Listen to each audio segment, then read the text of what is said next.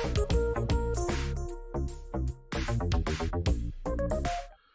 everybody, welcome back to the Gamers Lounge podcast. My name is John Meadows. With me as always is Dennis and Nathaniel. And I got to swap Nathaniel on the screen. Oh no, he moves here. He's not Robert. There we go. What's the name? I totally thought I had everybody moved around where they needed to be, and then I look up and it's like, oh nope, I got Nathaniel and Robert, and I got my Nathaniel and my Robert and my Robert and my Nathaniel. Oh.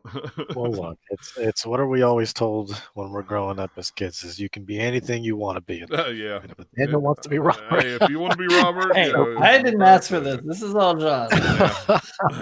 If you want to be Robert, you go right ahead. I'm not going to argue with you. He lives in a nice place. You know, he's living in Hawaii. It's warm. It's not cold. Sure. You know, it's like. Sure. So, yeah, whatever. Right. It's all good. I'd rather Robert be himself and me be myself. Well, yeah. That works better, I think. I think so. I think that's usually the way things work. It always works better to be yourself. What? Yeah, but anyway.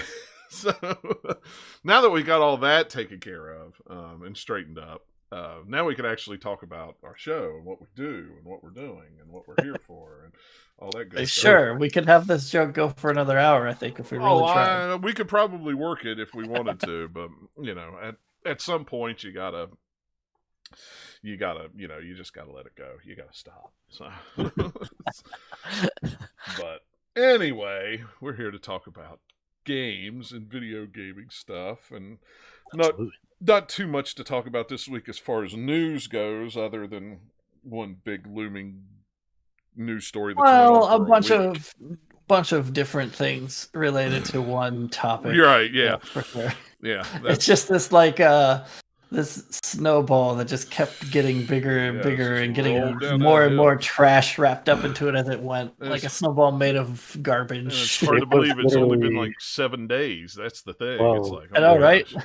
If 2020, 7 days equals 5 years. Apparently. Seemed to be about right. So it's not, it's not the first time I've heard someone, a team of people be inspired by Katamari Damacy. So yeah, there you go. Maybe you should be inspired in a different way, or implement that inspiration in a different way. Yeah. Exactly, right?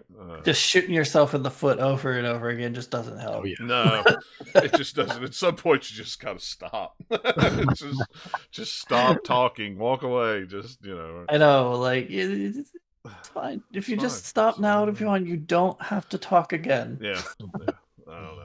I got lots of feelings about that, but we'll talk about that later. There. Yeah, we'll get there eventually. So that's the circus sideshow for later in the show. Yeah.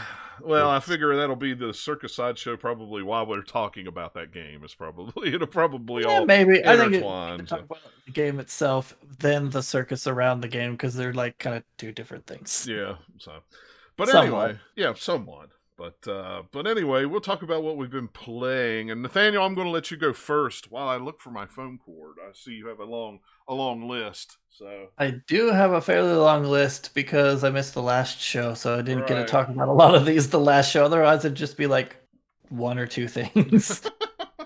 But because I missed the last show, I've stockpiled a whole bunch of things to talk about. Yeah. A couple of them I'll just hit quickly because I haven't put a ton of time in. So I'll put in. It's been a lot of before Cyberpunk hit. It's a lot of PlayStation 5 stuff. Yeah, but I talked the last time I was on a little bit about it. So this time I've played a couple more of the games that I hadn't played yet, like Demon's Souls. I played through kind of like the intro of that just to get a feel for how it looked, and then I was like purposely put it down because I'm like, no, Cyberpunk is coming. I'm not going to get a dozen hours into Demon's Souls and then stop. Right. I will wait till later. I just wanted to see what it looked like, and that game looks awesome. If you look at comparisons between it and the original, even just side by side makes it look even crazier. Not that it was like a graphics powerhouse originally back in the day. It was still kind of a little bit like whatever. But this time it is a graphics powerhouse. It's one of the best looking things on the PlayStation 5 for sure. Yeah. The environmental detail, I think, is probably one of the most impressive parts to me. Everything looks beautiful, like just the architecture of everything. Yeah. Like I said, I've only played like maybe an hour. at most. Right. I kind of like played through kind of the intro tutorial area, and then I've ran around the Nexus area for a while, just looking at all the nooks and crannies and stuff, and then went into the first area for a little bit. But yeah, I'm playing it even on performance mode, and that game looks awesome. Like, that's the thing I think overall with PS5 that I'm getting, that I like it better with performance mode, so that I get the frame rate, because even with that on, the games that I've taken advantage of that with still look good with it on a lot, to the point that they at least look as good as PS4 game, if not better. Plus, you're getting a much better frame rate than you would on PS4. Right. And coming from my PC, where I have the high refresh monitor, going to play console games sometimes in the past, it's like, oh, this is just barely 30, or sometimes dipping a little bit low. Anytime a game was like that on PlayStation 4, it's just like, okay, I have to adjust to this because my eyes are like seeing it be all jittery, because you're going from like super smooth, lots and lots of frames, down to like, okay, it's kind of 30. And it's different than like just watching a movie or something, is because you're actually like interacting with it, just makes it like, okay, I gotta take some time. Okay, now I'm adjusted to it. But with PS5, I don't have to. It's just like, hey, nice and smooth. Really good. So yeah, Demon Souls is great. Sackboy: A Big Adventure is also pretty good so far from what I've played of a couple hours of I it. had that pre-ordered and never picked it up on PS4. This is just still just $5 just waiting on it. I kind of just did it just to take advantage of like a bonus while I was trading in some stuff. But I love Little Big Planet though, so that's why I've kind of left it there. I'm just like, maybe. But It's have you got been the Little Big Planet aesthetic, and this is the best that it's ever looked, at least on PS5. I'm sure the PS4 version also looks pretty good. I mean, But Miles Morales looked surprisingly good on PS4. Honestly, I thought anyways when I was playing I'd be through it. curious. I need to look it up side by side, because Miles looks awesome on PlayStation 5. Mhm.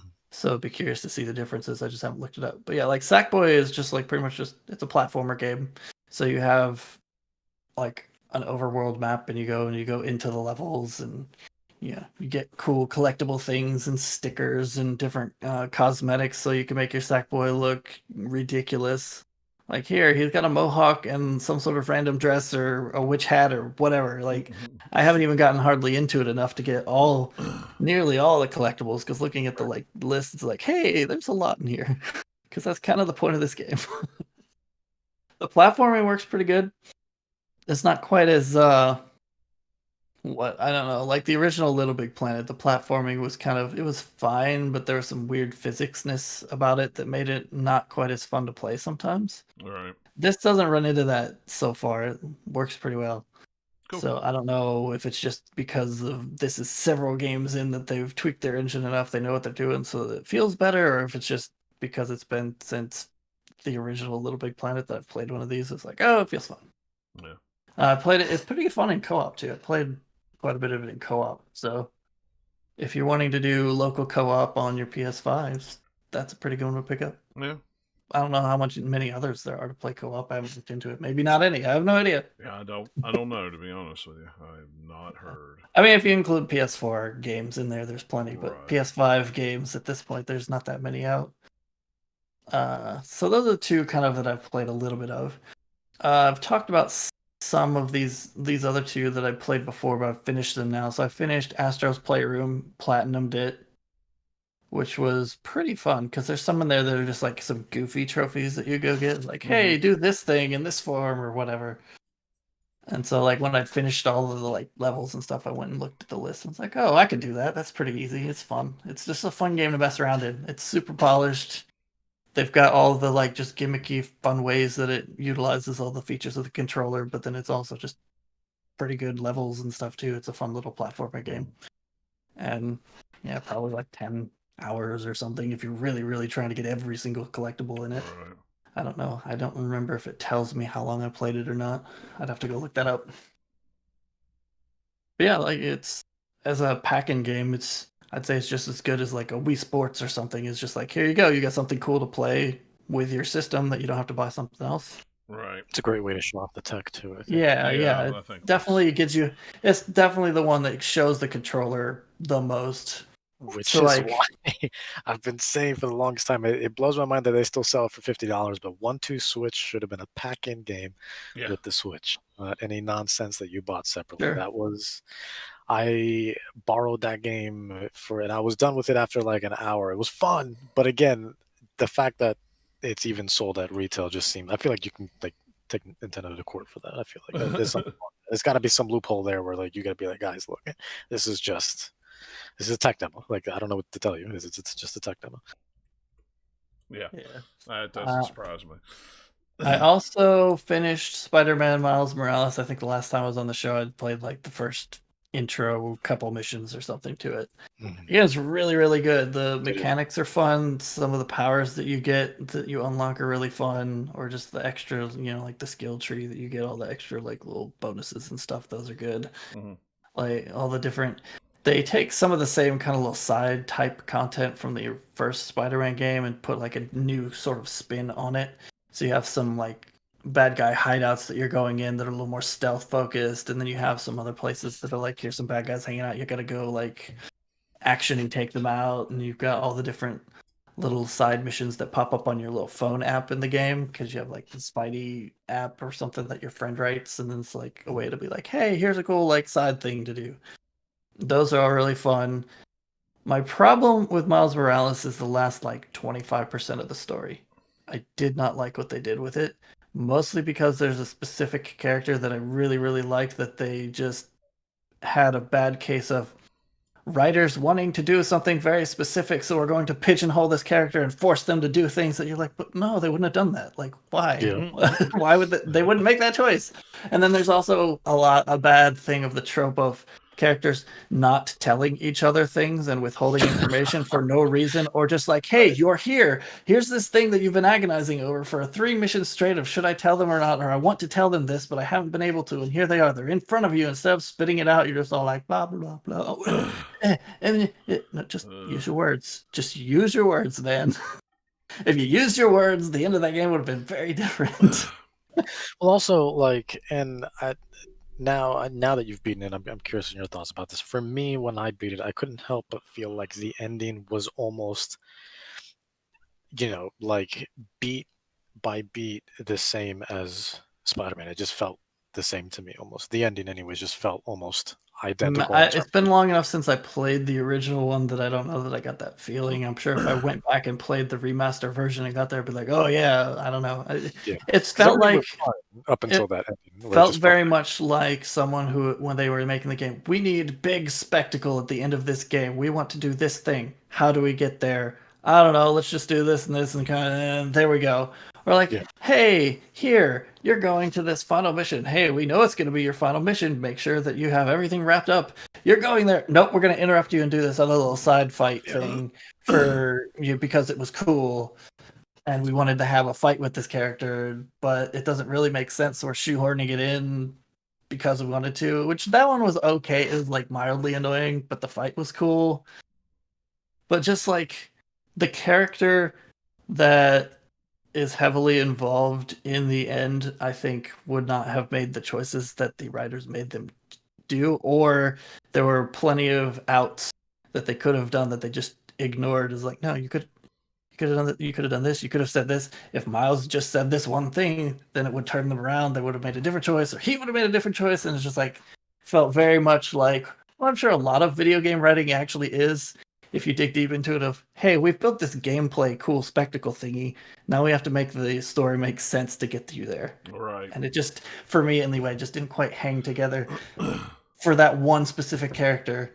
After that, though, like all the like, they fit in a lot of the like kind of neighborhood Spider-Man tone and feel, and like some side mission stuff, and then it ties into the like kind of the very finale of the game. That stuff was cool. I like that a lot. But just pretty much the one specific character that is just like, oh man, you did them dirty. That no. I get where you're going. You wanted to do kind of this weird noble sacrifice sort of a thing, storyline, and doing this, but like you really had to force it together. It didn't quite line up. Did you do the I guess side mission collectible thing that they give you right after you finish the story?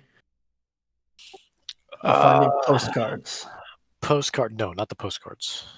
No. It's like you finish the game, it's like, hey, here's some new collectibles to get. But it's like for Miles's birthday. You didn't do that. No, I didn't. Oh man, you should have.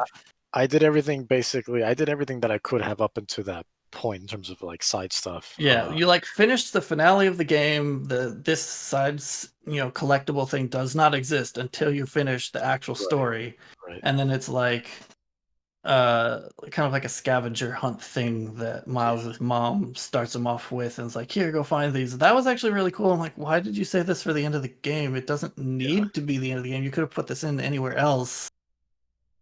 And it just felt like a little bit of like, okay, if you just structured this slightly differently, it would have like held together a little better. But I don't know. It's still really fun swinging around the city, and in performance mode at 60 frames a second, it's just like going through all the buildings, turning on a dime, doing all the tricks and stuff. It's a lot of fun. But I was watching a stream not long ago of the PS5 version, and I was like, after like playing and beating PS4 version, because I really hadn't looked much at the PS5 version. I just saw one trailer when they announced it, and I was just like, okay, all right, I'm in, because it's Spider-Man, and the first one was great. And so I was in. But then after I started watching on PS5, I was like, oh my god, like this game is like gorgeous, and just like in that 60 frames is just. Yeah, I think if you turned it on like the fancy mode where you get the reflections and stuff, that if you turn it off to performance, mostly what you're losing is a lot of the ray tracing reflections, which look cool, but when you're swinging through the city, you're not going to notice that much because you're going at like 50 million miles an hour, Spider-Man flinging around everywhere. Well, there's so much and motion. Even with the like basic trick reflections the video games have had forever, it still looks really good. Yeah. I think it's almost more like when you're street level walking down the street would be about the time you would notice the ray tracing in that game, maybe. But yeah. If you're a Spider-Man fan, it's definitely a must play. It's really good. Yeah, and like Miles's powers are different enough than like Peter Parker's to make it, not exactly the same. He's got all this like electric powers. Yeah, he felt distinct. I also feel like they did a better job and put more of an emphasis on stealth this time around than in the original. The original, for some reason, I just had trouble doing things stealthily. Yeah, it felt the same to me, stealth-wise, in this one that did. The only thing that you get in this one that helps you a lot is you could turn invisible in this one. Right. That Peter Parker cannot do that. Yeah, and that was like the big thing that I think was what made it feel different for me anyways. And then of course you can get those upgrades where you just, I mean, I was still pretty much just like crawl around the walls and like zip to different points and then wait for the guy to be safe. You like the little icon to turn safe and then just like zip them up or like knock them down and then like immediately go somewhere else. It's just like zing around the room really quickly. I like those rooms. They were fun in the first game, fun in this one too. Right. And it's fun beating up people when your start is invisible. You're just like, sucker punched. Well, yeah, and then like how they get stunned, and then the slow motion. They did the slow motion in the beginning also, but the slow motion is really great in this one. Just that when you beat everything, it's all just super epic, and all those epic specials you can do where you have those quick little animations where you kind of go under somebody and then just kind of jump and then like kind of punch them down. And it's all like just so fluid and It's very much, like they have it nailed down from the first game mechanically of just like, okay, here's how we started. Here we can like add some cool new moves, but we know how to do it and make it fun. Right. Which the first game did a good job of kind of taking the Batman Arkham sort of combat, but then tweaking it enough to make it more Spider-Man-y. Yeah. And so they still have that in this game. Well, the animation department just really like like my God. Well, that plus like the tech that they have in their camera. The camera is pretty good in that game, for the most part. So like, if you have a good camera in a video game that frames the action well, it's it's underappreciated, I think. Yeah, I agree. Because everyone complains when the camera's terrible, but when the camera's good, you just like you don't think about it. You don't really. Because it's good. They did their job, and then they're like, "Yes, we did it. We put in all these headaches that we had to solve and get it to work well," and then nobody notices it. Yeah, you're not getting Super Mario 64 sort of going through walls and nonsense like that. Things have progressed a little since Mario 64, you'd think. That was only like a few years ago. Just a couple, not very Just long. a couple. It was I didn't play it until I got my PS4 Pro, I want to say.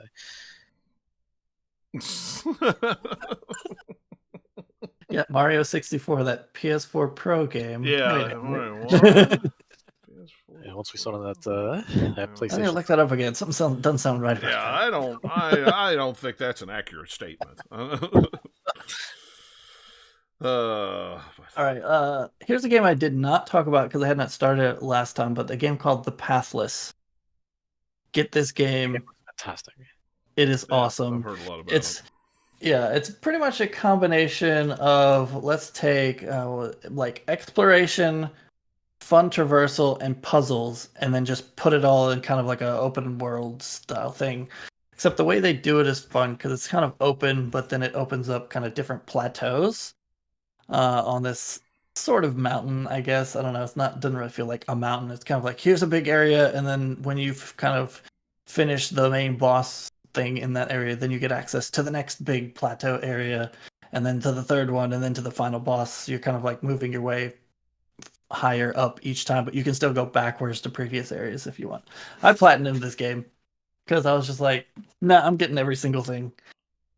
Now, So like, is this the game? Is this the new game by that game studio, or are they even called that game studio? Or there's like people, whoever made Abzu, and like, yeah, that's not that game's, or is it? I don't know. I don't remember the studio, but yeah, they made Abzu, I'm pretty sure. okay, So gotcha. yeah, but this game, like, you have your mechanic of you hold in, I believe it's left trigger to sprint, or something to sprint, and then at the same time you're like aiming your bow at these little like kind of diamond shaped things that are all throughout the environment, and every time you hit one you get a speed boost. So once you get a little bit of time in the game you get like very good at just like, and there's a lot of auto targeting too, so you're not like having to physically aim at that too much. You're just kind of getting in a direction, and then it kind of highlights it to say like you're aiming at this particular one. You shoot it, you get a boost. You shoot another one, you keep getting boost, and you chain them together as you're going through the environment. And then you also have an eagle. I believe it's an eagle, like a eagle or a falcon, one of the two. I can't remember now. That basically is like the glider from Breath of the Wild. So if you're on like a high place, you get it and you hold it, but it can also flap to take you up a little bit. And as you go through the game, you get more and more like this particular collectible that'll upgrade how many flaps that you can have so you can stay in the air longer. And then you can do things like shoot things while you're in air to get more speed boost there. So like the traversal in the game is really, really cool. Then there's also the puzzles that are just like most of the time just sitting around in the environment somewhere. So there's like this ruins sitting here. And when you're doing kind of like this scan mode with your vision, you see like things will highlight red in the environment, and that's like means there's something here, go check it out. And sometimes it's just a collectible thing, sometimes it's an actual puzzle. And you go there and it's all just kind of like there's a thing here, you have to figure out how to get this, like one thing is behind a gate, but how do you open the gate? Well, you have all these different things like switches where you can have your eagle pick up a weight and leave it on a switch, or you can also stand on them, and then different targets you can shoot and different things to kind of go and unlock it. And they do a good job at making all of them feel different and fun, but they're not too difficult to do. So now, like, the thing that's going on while you're doing all this is each area has its own kind of like boss because all the land is corrupted and you're trying to clear the corruption. And the boss is kind of like in this big red storm cloud thing that will kind of teleport around the map. But if it gets too close to you, it will start trying to get you. And if you get in there, then you go into kind of this weird sneaky stealth section. Because when you're in the darkness, your eagle cannot fly.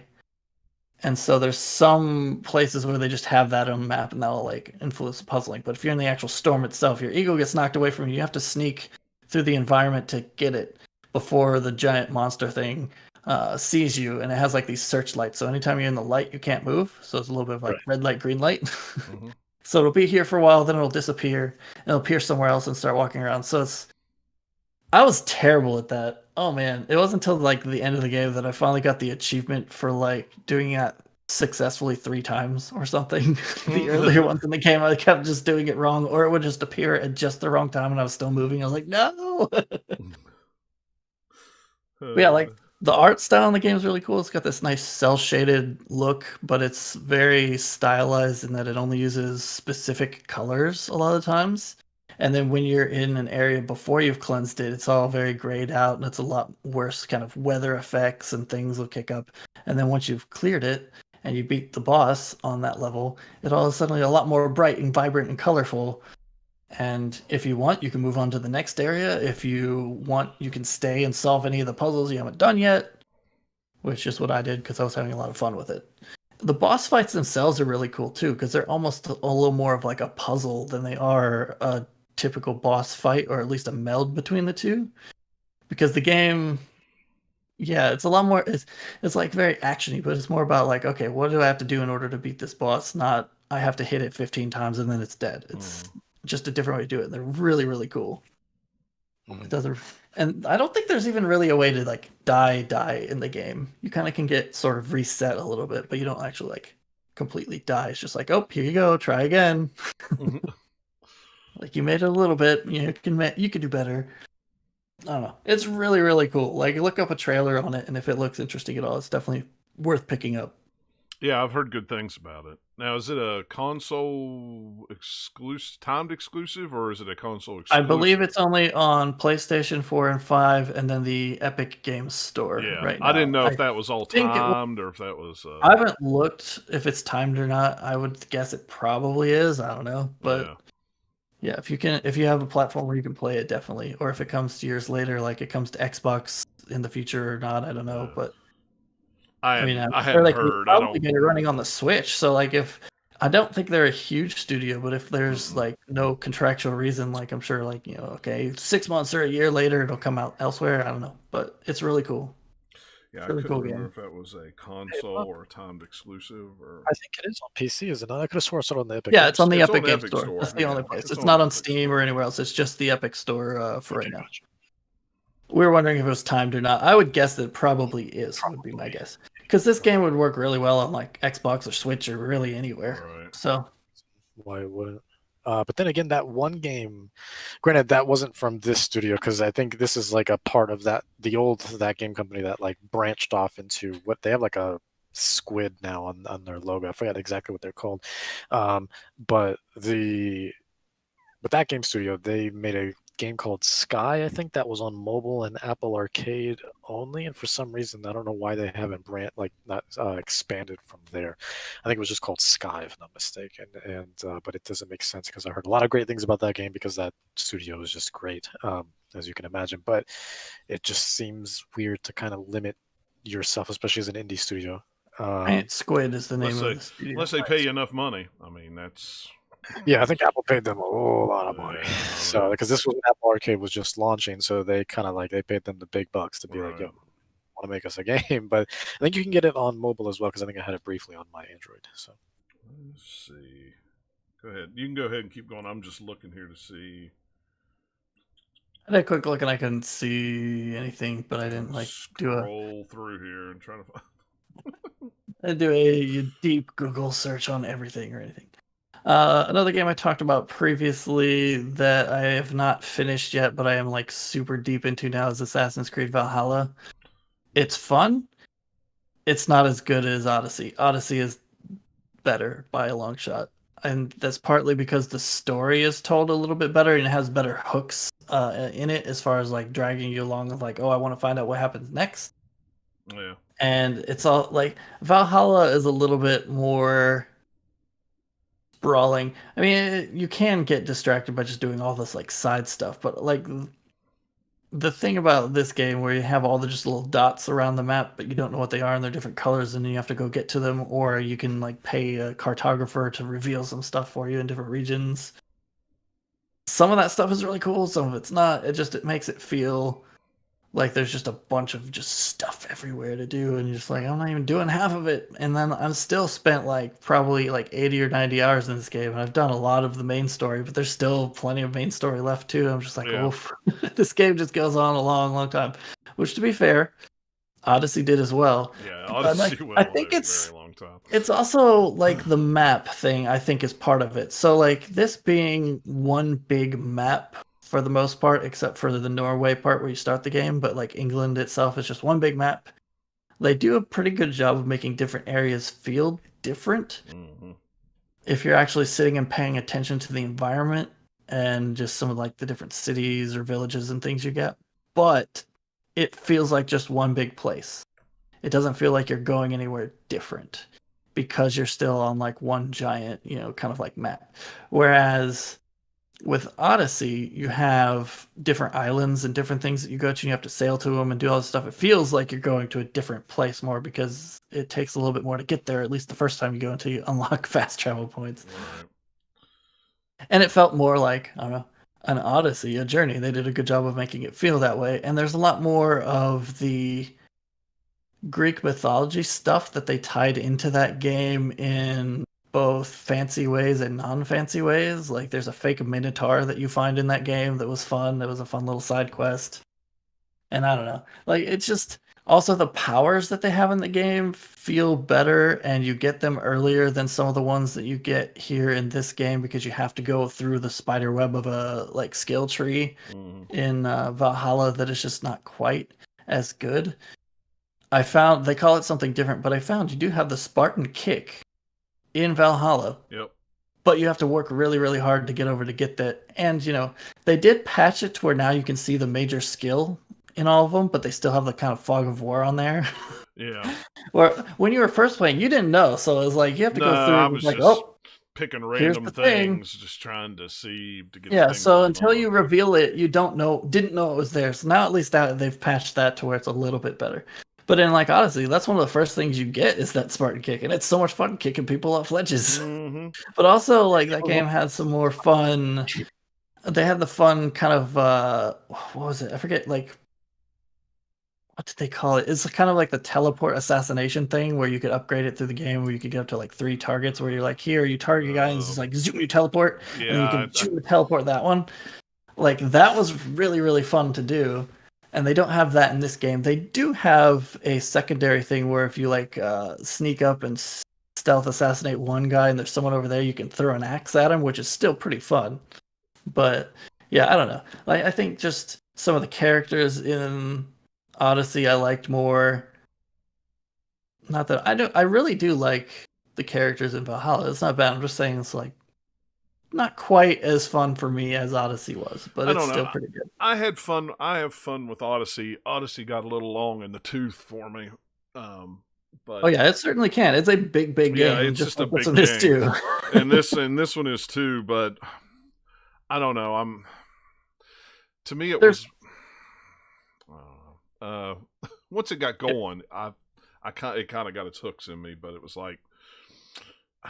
I don't know if I. Yeah, this one starts slower than Odyssey did too for me. And like Odyssey seemed to like go into it fairly quickly. You have kind of your island that you start on, but then you go off of it, and then hey, here you go. Whereas Valhalla drip feeds a lot of the features slowly, and until like, oh hey, here you finally have your kind of village that you're building. Oh, like you're already like almost 20 hours in if you're like trying to do a bunch of the stuff before then. Yeah.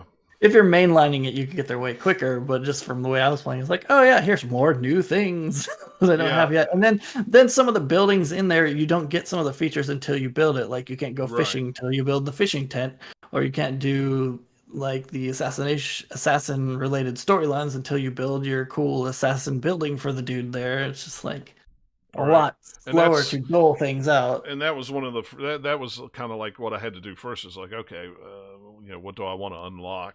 Okay, I want to do assassin stuff first. So let me do that, build that first, so I can get that. Then it's like, okay, now what? It's kind of like, well, do I want to do fishing? I don't know. It's like. Did you unlock the seer hut? Yes. Mm-hmm. Like for the beginning of the game, you have the seer lady. I can't remember her name. It starts with a V something, I think. Yeah, and I've unlocked it, and I'm getting ready to do I think it's the trip to Asgard or whatever. So yeah, you take like a potion. You have a vision, which is kind of like, here's how we're going to incorporate some of the stuff that they did in the DLC for Odyssey. Yeah, where they do a lot of the more kind of like ancient society that's super advanced stuff that they've done here and there throughout all the Assassin's Creed games. Here, you get to go play it, and you're playing as this person. That's not the only place that you get to go, which is kind of fun. Well, it's really neat, and it's really cool, and yeah, like there's some really cool stuff in that game. It's just like I'm not quite as hooked in it as I was with Odyssey. Another thing I think Odyssey did better is it actually still had cities. So you had like Athens and a couple other ones that were fun and big, and you had buildings to climb around on. This one doesn't have as much of that. No. I've been, I think, the biggest city on the map, at least as far as I can tell, or maybe there's one more that's slightly bigger than it. But then, like, the London that is in this game is very small and, like, not that huge. Right. Because, it's just not built up yet. Right, yeah, because it's like... it's too early in history. Yeah, or, it's too early Assassin's Creed history. Yeah. So, right, yeah. But, I mean, it's... Yeah. I enjoyed it. I stepped away from it to play Immortals, which that's kind of the game that I keep going back to instead of Valhalla. Yeah, I bought that game on sale or whatever, so I will get to that game at some point, but I don't know. You'll like it. I'll go back to Valhalla and finish it because I'm so far in it at this point that I'm just like, I kind of want to see what the end is, because there are some story hooks that I'm like, okay, I want to see how that goes, but that means I have to go do like this area first, and so I can go back to this area. Right. Because the way that they dole out the story too, and there is like, hey, you have your map. Here's your map. You're going to pick this area, and like, I'm gonna go do the quest line for this area of the map. Yep. All right. Now that you finish it, now you can go and do the quest line for this area of the map. You can't just go wherever you want and then do those quest lines as you see them, like in any Assassin's Creed game previous. It's just like, no, you have to be like, here, we will let you go to this area. You can do this storyline, but if you want to go to this other area of the map and do that storyline, no, you have to come back here and change it over. And oops, you can't do that at the same time. It has to be one or the other. Like, maybe they thought that doing it that way would let you focus more. Probably, I don't know, but yeah, it's kind of like, it's fine. So, quick question. Actually, Nathaniel, have you played Watch Dogs yet, or no? No, okay, that's not like your type of... I've played none of the Watch Dogs games. I have Watch Dogs 2 because I got it for free on like Uplay at some point. Never installed it. Okay, I was just kind of curious, just because I mean, I'm sure you guys have seen I mean, they have the winter sale going on right now in the Ubisoft store, and so right now I'm kind of deciding like Valhalla or Watch Dogs Legions, like which would be. I'd probably go Valhalla. Okay. I mean, I have Watch Dogs. How much do you like Assassin's Creed versus Watch Dogs? I guess would probably be it. But like, it's a good Assassin's Creed game. It's just I don't like it quite as much as Odyssey, but it's still really good. I'd say Valhalla is better than Origins as well. So Watch Dogs, that's probably how I'd rank them. Watch Dogs is good. I liked Watch Dogs. What I've played of it, but I don't. If I had to choose between the two, I'd probably take Valhalla over Watch Dogs. Because I was gonna get Immortals again, just because I want that cross save ability, just to kind of play on PC and on my Switch, because I'm still playing it on my Switch and I love it. But obviously, like, I want to play it on on PC for when I want a more more beautiful sort of experience. Now, not to say that doesn't look or run good on the Switch. It's actually like really impressive, actually, how they got it to look and run as good as it does. Again, it's no Breath of the Wild, but credit where credit's due. They did a really, really good job in building it for the Switch and around the limitations of it. So, but having played all the preview builds on PC and seeing like how it is, how it runs, how gorgeous it is, and it's just like I'm kind of spoiled a little bit from that, So, but also, those times where where you kind of just don't want to. Valhalla does have that if you're playing it on PC or anywhere. I guess it's not like it's on this. Is it on the Switch? That'd be weird. No. Yeah, I was like, I don't think it'd run on the Switch. But a cloud thing that they did with Odyssey, but they did it only in Japan, I think, right? Yeah. Odyssey, so weird. I mean, like, if they can do it, why not? They did it for Control, so clearly it's possible. I mean, obviously that's Remedy, that's not Ubisoft, but still. Yeah. But just the concept is. I don't know what their reasoning was over here not doing it. It's weird. Because I know with Odyssey they were like, you guys don't have like as good of a connection, but again, Control. I don't know if you guys put the demo for Control. Ran perfectly fine for me. Looked great too on the Switch. No, I never got a chance to try it. I had meant to, but I never did. It's like really impressive, actually. Like it's like I'm like it felt like it was almost native, other than like the occasional bitrate issue. Otherwise, in terms of responsiveness, it was solid. It was like I was really impressed, actually. The only thing that bothers me is just I still can't wrap my head around paying for a game that is strictly cloud only. Yeah. That's Of course, it took me a long time. It will go away. Yeah, it took me a long time to get rid of the stigma of not buying a physical disc and paying for a digital only. So it's kind of the same thing. It's just I went past that a long time ago with Steam, so it's just like, sure. I mean, I still buy physical, but if it's a good sale, I'll buy it digitally too. But course, yeah. thing is you even with digital, you don't own it, quote Yeah. unquote, Well, it's own it. because yeah, and the reason why I ask is just because like I can literally get each and every one of them for like $30 right now. You know what I mean? They're literally Right.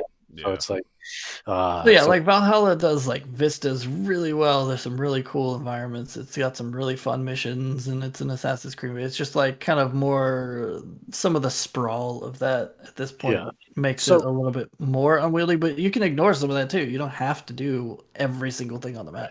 so Right. as someone who doesn't, because I don't know how you feel about the the theme and the settings and whatnot, but as someone who doesn't care much for Viking stuff, is it still a solid game that I can enjoy? Do you feel Yeah, I Yeah, think so. I think so. I mean, like the liking the Viking stuff helps. yeah? Yeah, for sure. So like you get a little bit of like you have some of the Norse mythology stuff tied into it. You also have like, hi, I'm a Viking, so I'm probably more likely to just go in and smack you in the face with axes repeatedly than I Yeah. am to sneak around. That's kind of how I've played that game so But is far. it You have still all of the places where you're raiding. I haven't snuck in for any of those. It's pretty much just like, no, I'm gonna go, my guys. I'm gonna run in and just like chop everything up, Yeah. steal all of your resources, and go. If I'm But is, on my own, then that's when I do a little bit more of the stealth stuff. So I Yeah, kind I of do do a too. healthy mix. Yeah. Yeah. okay, all right. So like, but is it still accessible for someone like me who would prefer to do majority stealth? Oh, I do a lot. I've done like having played like 80, 90 hours, whatever it was. I've done a lot of stealth, and you can Okay, definitely do stealth if you want to go that way. okay, cool. Because now, The only thing you can't do stealth completely is the like monasteries that you're raiding for resources, because some of the chests require you to have an NPC come up to help you open it. But you can pretty much yeah, you can start by stealthing and then like blow like your little horn and have all your guys run in. Yeah. okay, cool. Yeah, yeah. I mean, I don't mind ones that are like mission specific or stuff like that, but Yeah, if it's they're very specific markers on the map of like this is a monastery thingy that you are raiding to get your supplies to build your village is pretty much what those are. because So I that don't has a specific rare resource that you cannot get any other way in there. yeah, because I don't want to get both right away, so that's why I'm asking like one or the other. But does Valhalla doesn't have ray tracing, does it? It Not does not. on the Xbox, no. Not on PC either. Okay, because However, it still looks amazing Yeah. because this is the third game on that engine. They know how to tweak it to get the stuff like really good. So like you start off in Norway, it's all super snowy, so they do the snow really, really well. So when it's deeper snow, they've got pretty good like deformation on it, even on like the PlayStation 5 version of it. what are But like PC version is like it looks great. okay? What are the recommended specs for that? Because you're playing on the 3070 now, right? 3080 is what I've got. Yeah. I don't remember. I'd have to look up what the recommended specs are. But Sorry, you I could. don't think they're super like insanely high. I would doubt it. Okay, so because I mean I ran Odyssey fine on like a 20 because you played Odyssey on Oh a yeah. I played Odyssey. It was on like my 1080 Ti, which is still oh, okay. pretty chunky, decent card at this point too. It just doesn't have the ray tracing stuff on it. But yeah, like if you could run Odyssey, you could run this game. It's not going to be too much different, I don't think. I just get worried sometimes with like super open world because there's a lot of stuff on screen sometimes, even though sometimes that's Yeah. more RAM stuff because I it's. mean, you can just go to like the can you run it site and then it'll tell you Yeah. I love that one. like what percent. It'll tell you what percentile your specs are in it. Yeah. But Oh, I yeah. would, being a game that it doesn't have like the fancy ray tracing in it, and it's on the same engine that they've done like this is the third one on that engine, and it's Ubisoft that wants as many people as possible to play their game. You're probably completely fine Okay, cool. Yeah, because that was with the honestly specs you've got. Yeah. okay. Because honestly, like that was the one reason why I was kind of citing more. I wanted to clarify with you guys first, but that's one of the reasons why I was citing more with Legion at first, just because I was Yeah. like, ooh, ray. Because now anything with ray tracing, I'm like, I want to see that. Yeah, and Legion with ray Yeah. tracing looks really, really good. But I Sorry. mean, Even Yeah. though like, There's that too. There is that too. which by the way, Minecraft now officially available for everybody. Ray Oh tracing. yes, Minecraft RTX looks freaking It's awesome. It's- Out of all games. Well, like I've played Minecraft so much, and I have done like the shader mods that there's so many out there at this point, and some of those are really, really good, especially if you tweak them. They look really nice. especially with But the just water reflections with those are gorgeous. which is most of them at this point, like the shader mods are doing what RTX is doing, just kind of in a more fake or unoptimized way, depending on which one you're doing. But the thing that the RTX does over them is it's all like actually calculated, and it doesn't. There's some of the stuff that the kind of like mods will be like, hey, this looks really good outside, but as soon as you go indoors, it makes the lighting look weird, or vice versa. Or if you tweak it this way, it'll look good for this kind of environment, or if you tweak it that way, it won't. With the Minecraft RTX, you don't have to worry about that. It's just like, it looks good. It's like, hey, this colored light throws this colored light out, and the sunlight does this, and the shadows look good, and the reflections look good, and it's all shiny and fun, and who cares that it's all blocks? Like, I don't know. I don't get the people who don't like the look. Like, I get you wouldn't maybe like the textures of Minecraft, but the blocky look of it, it's iconic at this point, man. Oh yeah, I mean that's And part of that's why it works here is because it's a lot more simple. The graphics means they can crank up all of the like ray tracing effects on there, where it's literally what's called path tracing, where it's tracing all the rays. Whereas even with some of the RTX stuff for really high fidelity games, they're still like doing other things to kind of make it sort of work. Right. And it's not quite the same as, literally tracing all of the rays from, sun, lights, etc. All of the rays, tracing them. Yeah, someone who's done 3D animation in the past, whenever all the like video game ray tracing stuff has come up, is just like, this is ridiculous. I remember having to like do ray traced, lights and things in my scenes, and like you had to limit all the number of bounces and things because it would take it, hours and hours and hours to render like a frame. Yeah, and here we are now. Back like, in yeah, my sure. day. Fidelity wise, doing it in real time still isn't as good as you could get from like, all the crazy lighting that they do in a Pixar movie, but it still looks pretty freaking good.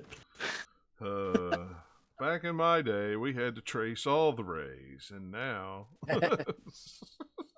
It's even not that long ago too. Like, but look at like the difference between say Toy Story and then a few movies past that, and then where Pixar is now, just kind of the fidelity of what it looks like. Yeah. So imagine like here's where we are now with the ray tracing in video games and what we can do in real time. Imagine like what's gonna be in like 5 years, 10 years. It's gonna keep ramping up to where they can like do more and more. You get better technology that does it faster. Plus, they get better at doing the engines with it, and it's gonna look crazy. Yeah, it is. You're absolutely. So I mean, think of like, okay, how good does Miles Morales look on PS5 now? And it's a launch game, and launch games always look way worse than what some of the least major AAA games do coming out at the end of a generation. Like, look at the beginning of PS4 and Xbox One till now. There's some crazy looking difference there. So imagine how much better it's gonna look than like even some of the like really good looking stuff at launch, like the Demon Souls or Miles Morales, or even think of just like Gears 5 or whatever. Like, some of those games look insane.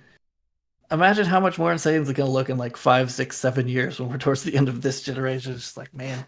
Yeah, I mean, Gears 5 just came out just little over a year ago, and then they've already, quote unquote, remastered it, you could say, for Series X. I mean, they're not really calling it a remaster, but I mean, it's essentially what it is, and it looks like almost an entirely different game. It blows my mind. I mean, because they just had that new new DLC, the Hive Mind. Yeah, there's some new DLC that just came out, but I just started playing it the other day.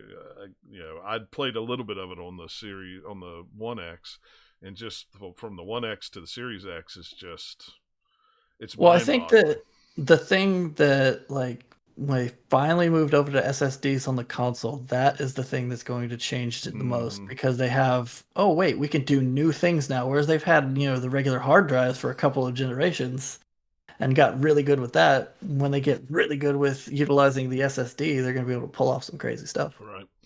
Yeah. As long as they got room.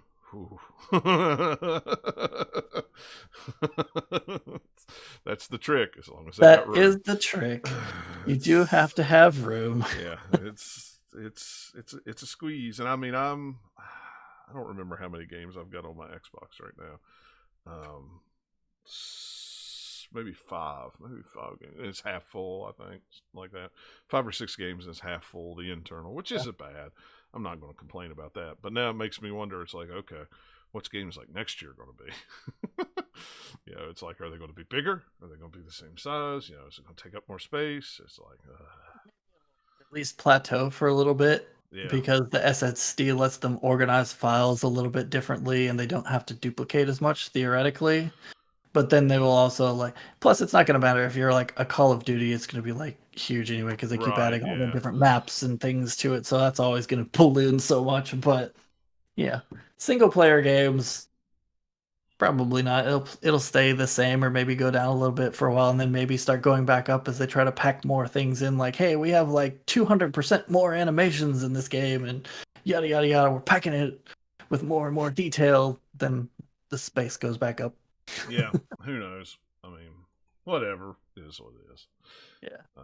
That's all I've been playing other than the big Cyberpunk that I'm sure we'll all talk about at the same time. So I don't know if we want to move on to that or you guys talk about things that are not Cyberpunk and then we just go into Cyberpunk. I say we just, Dennis, you talk about I'll talk about what I've been playing because I've only been playing one other game other than Cyberpunk. And the big update for Destiny 2 came out the other day and it's on Game Pass now. That's right. With all the expansions and stuff. And I haven't played Destiny 2 since it launched back, what was that, 2 years ago, I guess, or 3 years ago, however. Somewhere in there, I don't know. I don't even remember. It's been a long time. I played it and Let's see. If it were a normal year, it'd be about that. But since we're going through 2020, it was about 3 decades ago. Yeah, sure. Yeah, it feels about that way. So, I played it a little bit. We played it. We played the story, and then we tried to play it a little bit afterwards, and just kind of went, meh. It's not as good as we hoped it would be, and I never picked it up again. Didn't pick it up for any of the expansions or anything like that. So then when it came to Game Pass with all the expansions, including the brand new one that just came out, it's like, well, I might try that out. And then all of a sudden, I think it was last week, they came out with the PS5 Series X patch. It was like, now, it's got ray tracing and it's got next gen this, next gen. I went, it's got the shinies. Yeah, it's like, all right, I will download that and see, what it's like. And 6 hours later, I was like, wow. I mean, Destiny has changed tons since 2 originally came out. I transferred all my characters. I put them all on cross save so I can play them on PC. I can play them on PS4, PS5, Xbox, whatever. And apparently, at some point during the game, the life they took it, and if you hadn't started your character over in Destiny 2, well, you have to start your character over. It's like I had all these guns and stuff, and it was like, yeah, now they're not any good. It's all they dumped everything. It's like everything I had in my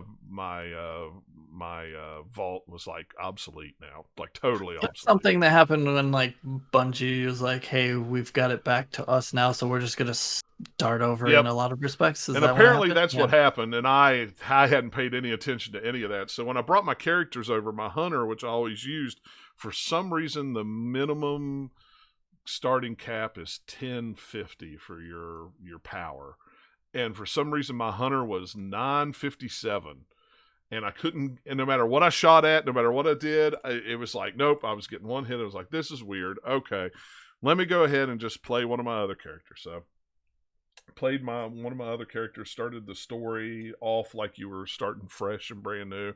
I was like, well, holy crap, because it before it said, okay, you start here on Earth, you clear Earth, and you go to the moon, and then you clear the moon, and you go to Mars, and it's not like that anymore. When you start a brand new character, you do the one little cosmodrome area, and then the rest of it's just like, all right, now you can just go do whatever you want to do. If you want to go to the moon and start this mission, you can. If you've got this expansion, you want to start this story, if you got enough power, go over there and do that. If you want to start the second expansion story, you got enough power, go do that. You want to start the brand new expansion that just came out, well, you probably don't have enough power, but you can go try that if you want. So you can go get your face smashed in if you want. Yeah, it's like, okay, and then I'm like, well, what happened to Mars? Where's Mars? Mars is not here anymore. Oh, well, Mars disappeared because of such and such and so and so. And oh, okay, well, that makes sense. So then I put a weapon in my vault, and now your vault is carried over all your characters. So I went over to the vault with my hunter, put on a gun, and all of a sudden, boom, I was 1050 again. It was just like changing that one weapon to a new weapon. All of a sudden, it was like, all right, my hunter's back. Let's go. So I started playing the story. Is it The Fallen or whatever it is? The Fate of the Fallen. Anyway, it's a story where they kill Cade. Spoiler alert. If you haven't played that game and you didn't know they killed Cade, it was kind of spoiled almost by them during promotion for it. I think if I remember right. Yeah, pretty much. Yeah. So, but then again, Destiny 2 is not, well, maybe it's different now, but when I played the base game, it's like, okay, the mission story is fine, but it's Destiny seems more about like, we've got really cool lore, but the story itself is not like the biggest draw necessarily. Yeah. A lot of people love the lore for Destiny, but like just the storyline itself, I don't think is necessarily like, oh yeah, that's the coolest campaign I've ever played. Yeah, I mean, so far the whole Cade storyline has been pretty interesting. Of course, I've only played it a couple hours. For the first 7 hours, all I did was just run around the Cosmodrome and pick up my dailies and do them and shoot, pew, pew, pew, and all of a sudden guns are falling from the heavens. I'm constantly switching out guns and new weapons and things like that. I mean, sounds like a Borderlands game. Just falling from the heavens. It was. It's just like there's just random chests laying around. It's like, well, this is new. What's this? Oh, it's full of money. Okay, before you were like, begging for money. Now it's like in 7 hours, I got more money than I had in the 500 hours I put in Destiny 1. It's like, holy crap. But that game looks beautiful. Well, it always looked beautiful, but I mean, it looked pretty good at launch, if I remember right. On Series X, I mean, with the ray tracing and stuff, you actually have a field of vision setting now where you can have it set. It's set at 75, so you think of it like this is what it says, or what it is. I can set it to 105, and then it takes that screen and just goes. And you could FOV is one of those settings for me, I've got to dial it in correctly because if sometimes like console games most of the time are fine, but sometimes it's a little too narrow. Yeah. But then like some people who are on like PC and things that like put it almost all the way maxed out and you get the crazy fish. I'm like, nope, that hurts my eyes. I got to dial it into kind of like the right setting for me. Yeah, I've got it at about 95. It's just enough that I could see more on my peripheral now than I could before, but it's not like to the point where when I put it out at 105 and I would zoom into my character would all look fuzzy because it was weird, but I'd just pan it out to that field of view full and it'd be like, oh, it looks crystal clear, but you come in and it's like, whoa, what's that all about? But man, I mean, that's also something they just play within depending on the genre of game. So like a horror game is probably going to have a narrower field of view because they don't want you to see as much, so it's scarier, right? So like or if you're in a game that it's all about kind of like wide vistas and stuff, you want to see all of that, so they might have a wider FOV if they can run it, right? So and you could just there's a picture, I'll have to send it to you on Twitter, that literally me standing looking over the last city, and you could just see forever. I mean, it just goes on and on and on. It's not like it didn't look that way on the original PlayStation or PlayStation 4 or Xbox One. It did, but it just wasn't. You couldn't see that far before. It's just. And now they're definitely upping. I would assume they're upping draw distances and things over the original version just because the new consoles can handle it. Yeah, and no pop-up, no running, and you see, because it's a smooth 60 frames now on single player. Multiplayer is 120, but you can do 60 on during the single player or co-op, just the regular game, the story mission stuff. Yeah. And there's no more draw. A lot of times before you get out so far and you'd see stuff kind of going pop, pop, pop, pop. Now it's just buttery smooth. And at 60 frames a second, I have found out that I'm a whole lot better shot than I used to be at 30 frames a second. So it's amazing how that works. Yeah, I blame frames for all my.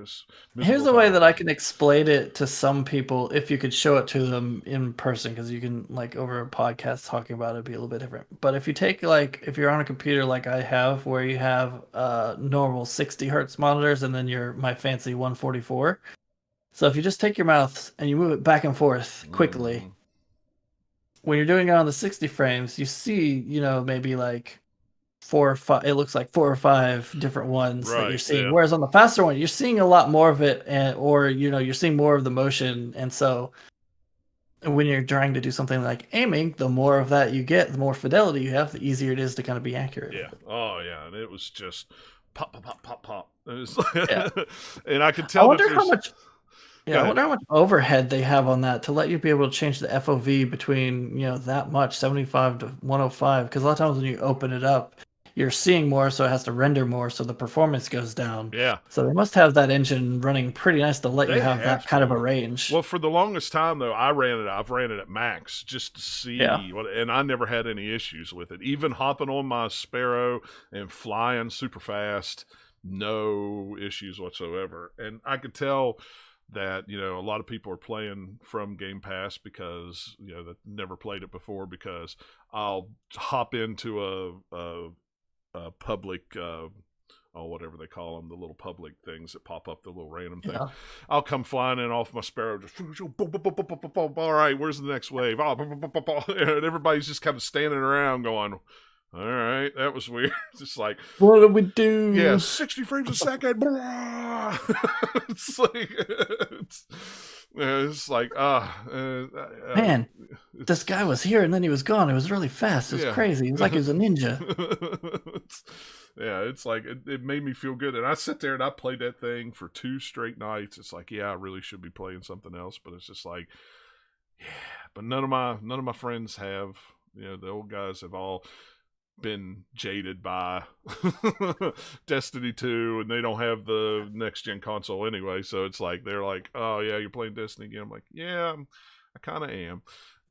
Just kind of piddling in it. I'm not taking it too seriously like I did the last time, but man, it was nice to go, oh, let me run over here and see what this looks like. Oh man, look at that sun. Oh, let me run over here and see what this looks like.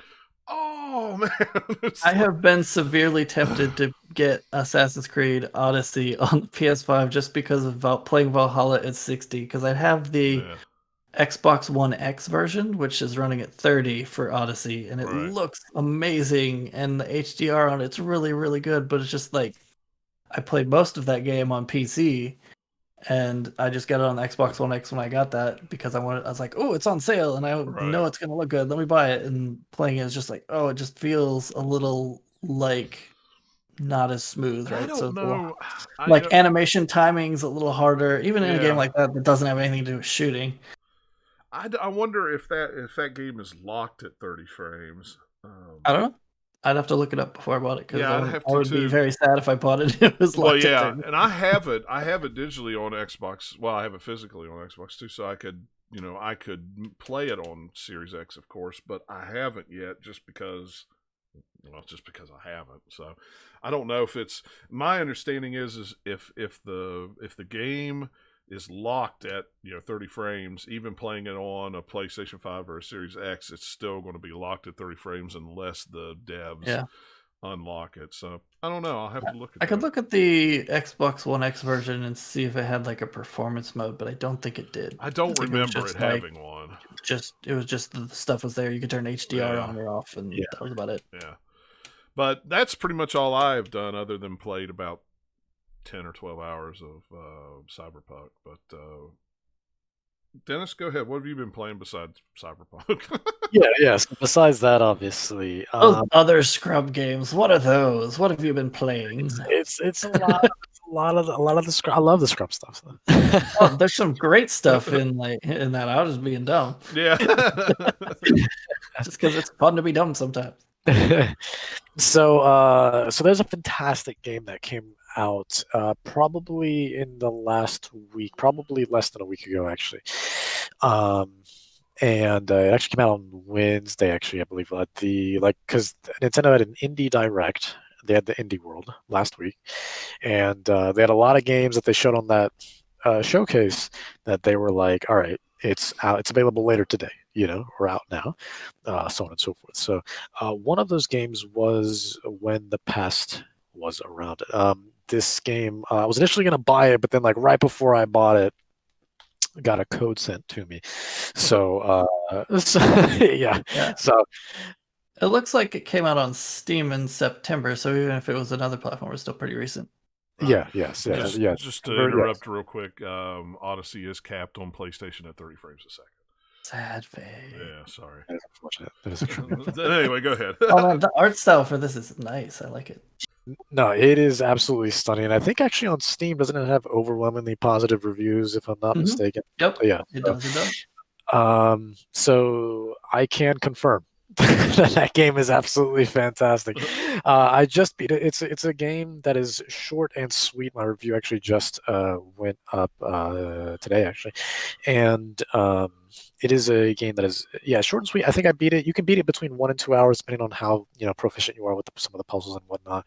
But it's like half hidden object, half point and click. So you're going to be going from scene to scene, or rooms as they call it, and they all kind of intertwine. And the reason why it's called When the Past Was Around is because you're kind of, it's a story that kind of you're going through heartbreak, you're going through loss, you're going through kind of those just a moment in your life of trying to get over a tragic a past, basically.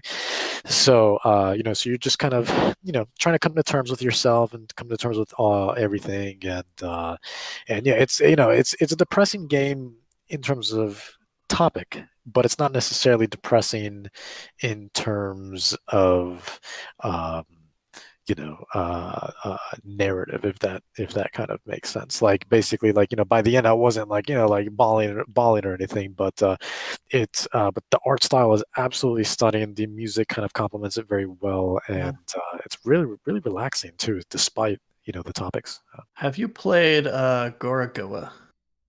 No, I've heard. I was looking at this and it was like, what is that puzzle game that the art style reminds me of? And I found it in my Steam library, and it's kind of different kind of game, I think, probably than this one, but the art style is very, not exactly the same, but very similar, like kind of thin line illustrated, kind of like hand drawn looking art. It's on sale right now on the Switch for like a couple of dollars. Would you recommend it? Because I see it all the time. I'm always looking at it. I don't know if you've played it, but yeah, Gorogoa is awesome. I liked okay. it a lot. It's a really good puzzle game. I don't remember how much time I spent in it. Couple hours or so. It's not a very long game, but yeah, it was worth playing. I liked it a lot. It had some fun puzzles in it. Okay, I'm just gonna double check to make sure. Definitely worth like a couple bucks or something. Like yeah, for sure. Yeah, because I think it's normally worth what, like 15 or 20. I didn't want to pay that much for it, but I'm gonna see now. Go. Let's see. Yeah, on Steam, normal price is $15. Okay, yeah, same thing on Switch. It's on sale currently for $4.49. Yay or nay? What are we looking at there? I mean, it took me about 2 hours to do it, so okay. it's not like it's a long game, but yeah, I would say it's probably worth it. It just depends on what you're looking to get out of it. I just noticed it's from Annapurna as well. I'm a big fan of them. They're a great publisher. They're like a really they have some fun games that they publish. They look for some interesting titles from different studios, and yeah. I'm still waiting on 12 minutes, which is taking 12 years. I know, right? Last year, and every like time you see stuff on the game, I'm like, yes, please get it done. Yeah. I want to play it. Yeah, and then like they announced like the cast like a couple months ago. Was it Willem Dafoe's going to be in it, if I'm not mistaken? I think Daisy Ridley as well. And there's a third person in there as well. I can't remember who the third person is, but Willem Dafoe, Daisy Ridley, and one other person, Oscar Isaac, maybe him. He comes to mind, unless maybe he's just coming to mind because he recently got announced as Solid Snake. Are you thinking of Star Wars? Are you getting your Star Wars mixed up with your? No. I mean, I could have swore. I could have swore it's that's the cast. I mean, correct me. Look that up for me, but we had 12 minutes. It's taking 12 years. So Annapurna, if you want to hurry up with that, thank you. Because Willem Dafoe. Oh, I went too far. I'm going through the cast reveal trailer for 12 minutes. James McAvoy is the other one. Daisy Ridley. Yeah. Okay, got you. So that's who the third one was. Not we Oscar. figured it out. Yay! Thanks, Google. All fantastic actors in their own right. So, but yeah, no, I'm excited for that because they said it was 2020, but that's probably not going to happen at this point. With what, like 9 days left, 10 days left of. I mean, I don't know how big the team is for that, but I doubt it's like a huge studio. So probably 12 people. Yeah. But Yeah, 12 people, each one worked on 1 minute of the game. Yeah. Probably not what it means. Okay. But anyways, we're going off topic. That's but yeah, no. When the pass That's was what around, we do. We go off topic. true. Yeah. Welcome to the Gamer Lounge, everybody. But when the pass was around is a fantastic game. I can't recommend it enough. It's one of those games where it's being sold right now for I think $8 and give or take. I think it's $8 on Steam, but I think it's like $8.50 on Switch. I don't know why that Switch tax with that 50 cents is going to make a big difference, but whatever. But it's one of those games that, like, I think that cost of entry is going to deter a lot of people, but I promise you by the end of that game, though, it had nothing to do with monetary value and everything to do with what you walk away with at the end of that game. It's a game that I feel is memorable. It's a game that I'm going to remember for a long time, and I think it's a game that's gonna, I think once you play it, especially if you beat it and play it in one sitting, which again I think is 1 to 2 hours. It shouldn't be it's not too hard either. Some of the puzzles, everything's kind of just so long as you pay attention to your environments, because they kind of cleverly kind of weave everything into the environment and into the gameplay as well. Like if you're looking for a code for something, like let's just say there's a code that you need to input on like a safe, but then there's a package right next to it. The tracking number, let's just say this isn't an actual puzzle, but it just to kind of as an example, like the tracking number will be like the safe for the code for that package or whatever. So it's all kind of intertwined. So long as you can think outside the box a little bit, it's really, really interesting. You have to put your brain into kind of hidden object mode. Pretty much. Or the same that you would have to do for kind of like point and click adventure, like puzzle solving mode. That's like, this doesn't really make sense, but in the logic of this genre, the logic is heavily in quotes. Right. It works. Right. Again, I'm just using that as an example. That's not something that actually happens, but you kind of get similar things, in that kind of spectrum and whatnot. If you combine toilet paper with a flashlight and a circuit board, suddenly you have a laser sword. Like, wait, what? No, that one even sort of makes sense, but no. Right. No. Everything in the past was around. I promise you made sense. I put it on my Steam wish list, so when the Steam sale starts, I'll see if it discounts it even more. Even if not, but like, just because it came out in September, so I mean, it has some more of a probability of going on sale. But it's a fantastic game if you can find it, sale or no sale, it's worth it. It's a fantastic game. So I put it on my gigantic wish list so that, like, in a few months I can look at it and be like, wait, what was this one again? Right. That's like half of my wish list. I looked through Nathaniel's wish list the other day. It was like, I'm going to buy him something for Christmas. Holy crap! Okay, I don't know. Let me just buy him a Steam card. For my Steam wish list, I kind of curate maybe the top 20 or so, maybe not quite that much.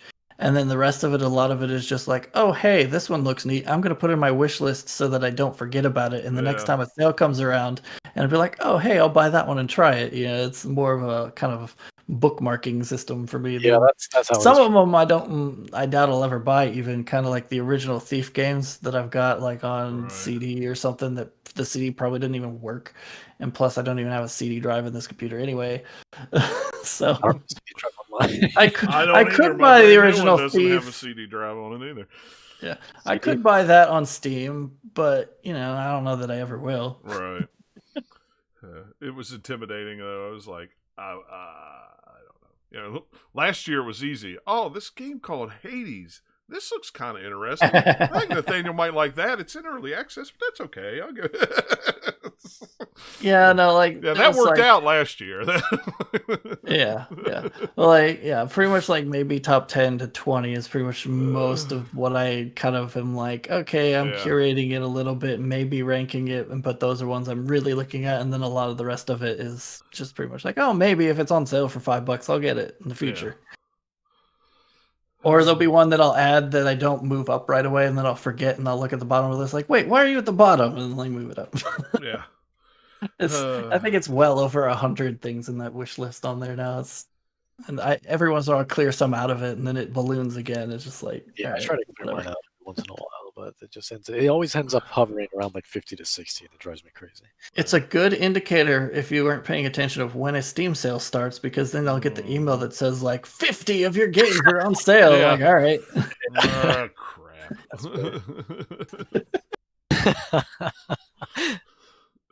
But yeah, no, I've been playing that on Nintendo Switch, and it is an absolute joy. It is, to me, I think, one of those hidden gems that it is a great game to end 2020 with. Just like, because it reminds me a lot of how I ended, I think, either 2018 or 2019, whenever Grizz came out, because that's how I ended Grizz. Or that's how I ended that year, was with Grizz. I think it was 2019. I think Grizz came out 2019, right? I want to say. I don't remember for sure. That was like decades ago. I don't know, man. Yeah. Yeah. But Grizz, let's just say 2019. Grizz was to 2019. I think now when the past was around is to 2020 for me, which is just such a fantastic way to just kind of end the year with this kind of beautiful, more kind of art house sort of Yeah. type of game. It's fantastic. It's beautiful, and it's I highly recommend it. So, and then next is I'm sure we've all maybe heard of this at one or another. Just a tiny little game called Among Us. I mean, it is a tiny little game that was a tiny little unheard of game for the longest time until 2020. Yeah.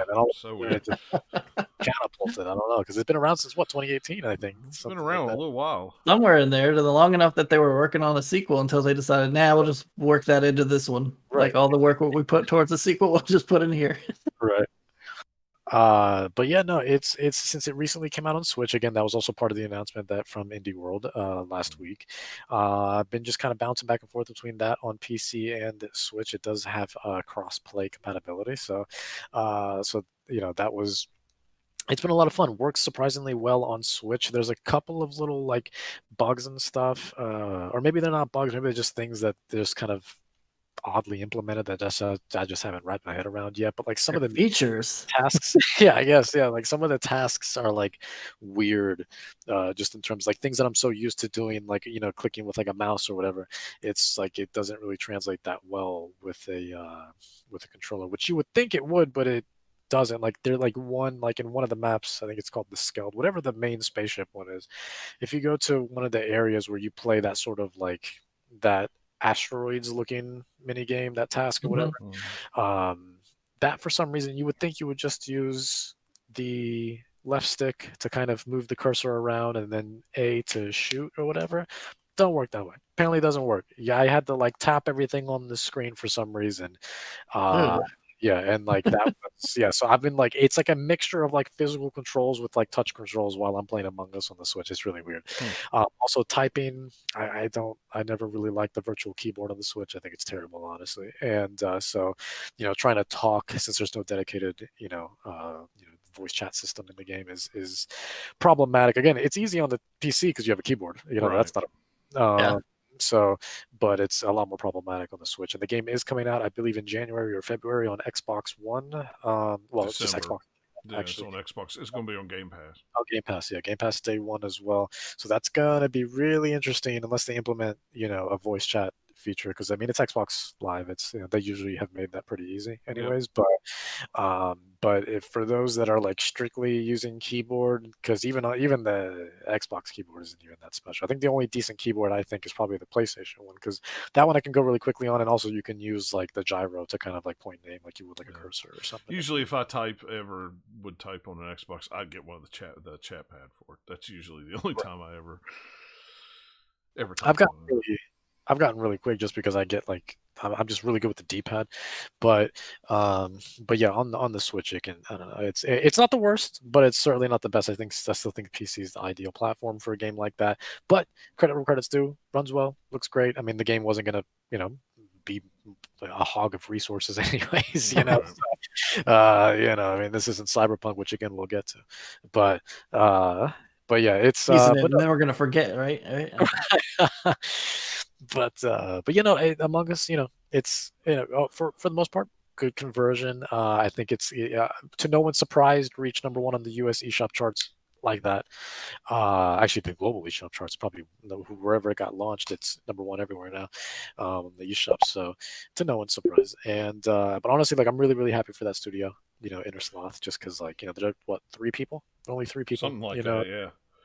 The thing that's funny to me is that like we've had kind of like a bunch of kind of like games this year that last for a little while and then get bumped off. So like Animal Crossing was it for a while and it got sort of like less attention, but it's still a big Nintendo game, so it's not gonna get good. But man, remember that Fall Guys game that was hot for like a hot minute and then Yeah. like Among Us kind of just said, nah, I'm it now, go away. Yeah. Yeah, it's I'm sure there's still plenty of people playing that one, but it's not sure. got nearly as much, kind of what meme attention, etc., as what Among Us has. Yeah. Well, I think one of the biggest reasons also is now, I mean, they've been very smart in their timing of everything too, because now it's just like, yeah, that game that's big on PC, by the way, hey, if you own a Switch, now you can play it too. Fall Guys is very much limited right now to PlayStation, which a lot of people got it through Plus, so I'm not sure they made much money in terms of regular sales. But on PC, obviously, they probably sold a lot, but that's kind of like their main user base. But on PlayStation, it's like, especially now with people just kind of people are focusing more on trying to buy PlayStation 5, I feel like, than playing Fall Guys. So, they're not too concerned about, whether they can get Fall Guys or not. They're more concerned about, please God, is a PS5 in stock. Yeah. So, Yeah, that's the game, the refresh game. yeah. But if Fall Guys, I think a game like Fall Guys would have no problem being on the Switch, no problem. I mean, clearly no problem being on an Xbox. It could go to Stadia and wherever else, and like, reach other platforms and other clients, not just be restricted to Steam, be on Epic Games, be on Uplay, be on Origin, stuff like that. But I think they're kind of doing it to themselves, honestly, which is unfortunate. But I think Among Us has been very good with their timing of everything, and then just their kind of interaction and their loyalty with everybody as well. Because their social media game is strong without being like overwhelming like Fall Guys. I think Fall Guys tries a little too hard sometimes. I like their social media team a lot actually, but they go a little too crazy sometimes, and it's just like, all right, you gotta take a breather, man. I feel like you're trying just a little bit too hard, but Among Us has just been, they've been very consistent, very very very chill. Like they're like that chill friend versus a Fall Guys where like they're like come on man, come on, that super hyped friend where it's just like they're a good person, but you're not sure if you want to hang out with them this weekend. Watch right now. Just tone it down a little bit. Right. It's like, yo, should we invite him? Yeah, he's cool, but maybe not this weekend. Next weekend, we'll do it next weekend. I didn't get enough of a nap today, so maybe. Yeah. Right. I don't have the energy level. Yeah, I just can't but Among Us is like one of those like chill, consistent, like, oh, they're always great to be around. Just invite them over. But yeah, no, I've been playing that, and it's been really solid on both Switch and PC. It's been fun, kind of bouncing back and forth, and then the crossplay like works really, really well too. One of the biggest interesting things I think between Among Us, between all the platforms, is like the differences and like the hats and the skins and stuff like that. I don't know why there's an and all of that. They have like platform specific stuff, and they're not even like things you would expect. Like the Steam version doesn't have like some like Half-Life mask or something like that. It's nothing like that, but it's just odd things. Like I can get antlers on. Oh man, what if they had like a G-Man skin? Oh my god, that would be awesome. Be fantastic. Well, they have like you can get like a suit that kind of looks like his. Yeah, I mean, but I want all of the Half-Life characters in the weird little like super low detail Among Us sprite style. Just be like, what would the G-Man look like? What about Gordon Freeman? What about all the like? What do they look like? Can I get a crowbar? Can I get a crowbar as a murder weapon, please? I know all of Nikki's students are playing it, and they love it because they ask her every day if she's been playing it. She says no. She says hell no, but she just says the no part. Yeah. That way lies madness. Actually, that could end up changing because I kept my Series X or my One X, and she's going to play on it. And if you've never done family sharing on an Xbox console, it is stupid easy to do. Nice. Literally, I set the One X as my home console and then put her Xbox Live profile on there, and then I could take mine off, and she has access to every digital game I've bought. She has access to my Xbox Live Gold. She has access to my Game Pass, everything, and we can play at the same time and not have to. It's stupid how easily Microsoft has set that up. Do they have any restrictions on if you were playing the same game at the same time? Doesn't seem to be. at this Because I know point, with like Steam, you can do kind of like a library sharing thing, kind of like that, but you can't yeah, play the same exact game at the same time. I don't think. yeah, You have them no, both installed, but it's like if you launch it here and then launch it over there, it doesn't like it. Yeah, yeah, because I've tried that on Steam too. Because I have it linked to one of my friends' libraries, and like for example, I can't remember. I think when this was a long time ago when Life is Strange before the storm came out. Like every time I was gonna go play it, it was just like, hey, this person's playing it right now. yeah. You can't play it. So, um, but yeah, Nope. So far, I haven't seen anything like that. So, but Because we've it'd be like, all right, well, like if you get like a multiplayer game and play it together, you can only need to have to buy it once. Then that's yeah, pretty nice. yeah, yeah, co-op. It's pretty cool. So, but yeah, yeah. But yeah, no, it's been really solid. Another game that I've been playing is everybody's heard of the board game Life. You know, I've I didn't realize there was a Steam version. My girlfriend gifted it to me. It was just like, we're playing this. I was like, okay, so let's play it. And it's been like surprisingly like it's just a really fun. Just because I'm not like crazy into board games, but this game's been like super fun. And the other Life games have been on mobile. But this one in particular, it's only this one, only the Game of Life 2, I think in particular, is on Steam. And yeah, I've been playing that, been having a great time with that. It's like oddly addicting because it's like super simple, it doesn't overstay its welcome. Well, unless you have a lot of people, then it takes a while. But otherwise, yeah, you can just kind of just go through the board like you would in a normal Life game. The animations are super cute, doesn't try to overdo itself. It runs really smooth, and and yeah, I mean, it's a nice, oddly relaxing, like good time. It's like addicting but relaxing at the same time. hmm. It's a lot of fun. So if you like the board game or just board games in general, I'd highly recommend it. I mean, it's just the game. It's just life as you know it. It Eh, just sounds like a tagline. I get it. But yeah, Life as we uh, know it. I get it. yeah. I promise that wasn't on purpose, but but but yeah, no, it's solid. So if you like board games, and they also have a bundle actually you can get for like super cheap. You can get that Hasbro's Battleship as well as Clue. Huh. They have a nice little bundle on Steam. You get all those. Yeah. They're all well. Battleship and Clue are not Life, but those are also available on the Switch if you prefer that type of family stuff on the Switch as well. So, but yeah, I've been playing that, and I'm going to save one of them for last, actually. But the next one, I've been playing a game called Prune. Now, never been a fan of prunes.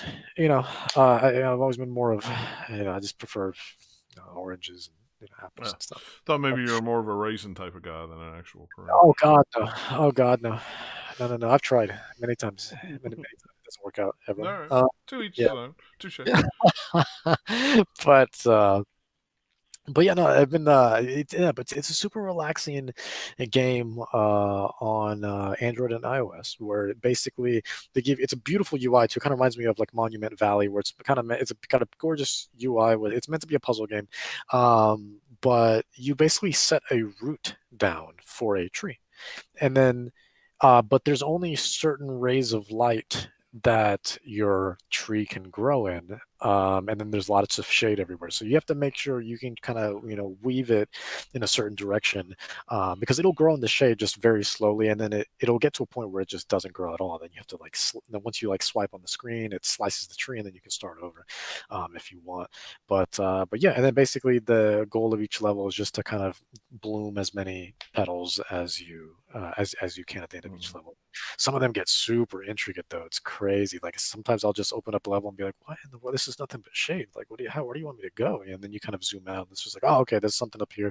But it gets really difficult because you have to like trim your tree also, because like after a certain point it'll stop growing. But if you trim the tree a certain way, then it'll continue to grow basically. So once it reaches 100% point of growth. Okay. I Huh? remember seeing this game, like footage and stuff of it before, because it's like the trailer is from 2015. I looked it up. Yeah, I think I got Yeah. it. I can't remember if I don't know if it's free, but I have Play Pass, which is just like Game Pass, Yeah. but cool. And I think it might be part of that.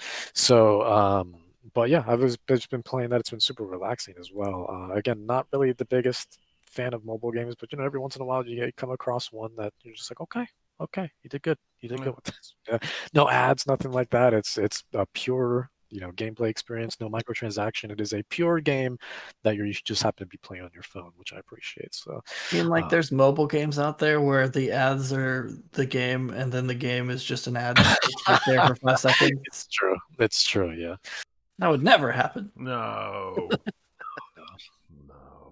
But yeah, lastly, so I haven't been playing it yet, but I wanted to mention it, just because I have seen some gameplay of it. And but I backed this game back in April of 2019, so about a year and a half ago, because I looked it up. Finally got my code for it. It's a game called Calico. This was also one that was in Indie World. This one caught me by surprise because when you back games on Kickstarter or back anything on Kickstarter, you get backer updates and stuff like that. You get those emails. Calico just kind of came out of nowhere. It's where you build your own cat cafe. Anybody who knows me knows I love cats. I have a cat on my shirt, in a helmet. They had sent us asking us if we wanted a review code for it shortly Oh, after the thing was over. Okay, got you. Yeah, no, I've already got it. So hopefully somebody else can do it because I think, well, unless it's the Steam version, is it? Which one do we? Because I would love to. I can see. I haven't gotten back to them yet. So Okay, gotcha. I mean, if you really want Steam code, Yeah, I mean, like, we'll talk about it because I think it'd be interesting to kind of go back and forth between the Switch and the PC. Plus, it gives me a reason to make 2 different cafes, so I'll go crazy with it. I see. There you go. I got you.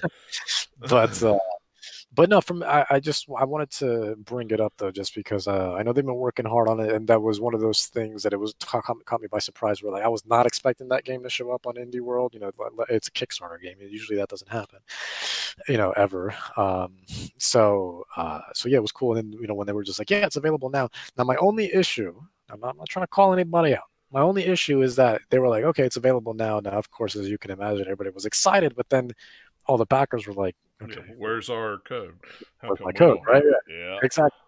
Now, unfortunately, because of how submissions work and processing and certifications work on consoles, they're much different from PC. Now, people got their Steam codes like that, but majority of people that backed it on Switch. And yeah, I didn't get mine until, which I had guessed, which sure enough, I didn't get mine until Thursday, so I had to wait 2 or 3 days, whenever the direct was. Well, that's not bad. I mean, it's not bad. It's not bad, no. But other games have been much worse. Yes, it's much worse. But it was one of those games also though, where I was like super excited, where I was like, man, like I really wanted to, I backed this like a year and a half ago, and it's like, man, now I got people who didn't back it now get to play right away. The backers now have to wait. It's unfortunate. So yeah, that happened with something else not long ago last year. It happened the same way. I can't remember what it was. But they've been handling it really well, though. I didn't want to. I was like, what? I'll be patient. I know it's not like we're not going to get our codes, and I didn't want to bombard them, which is like, guys, where's my code? Because I saw a lot of those comments. But everyone was also being like really nice at the same time. Everyone was just like, hey, congrats on the release. Can't wait to get my Switch code.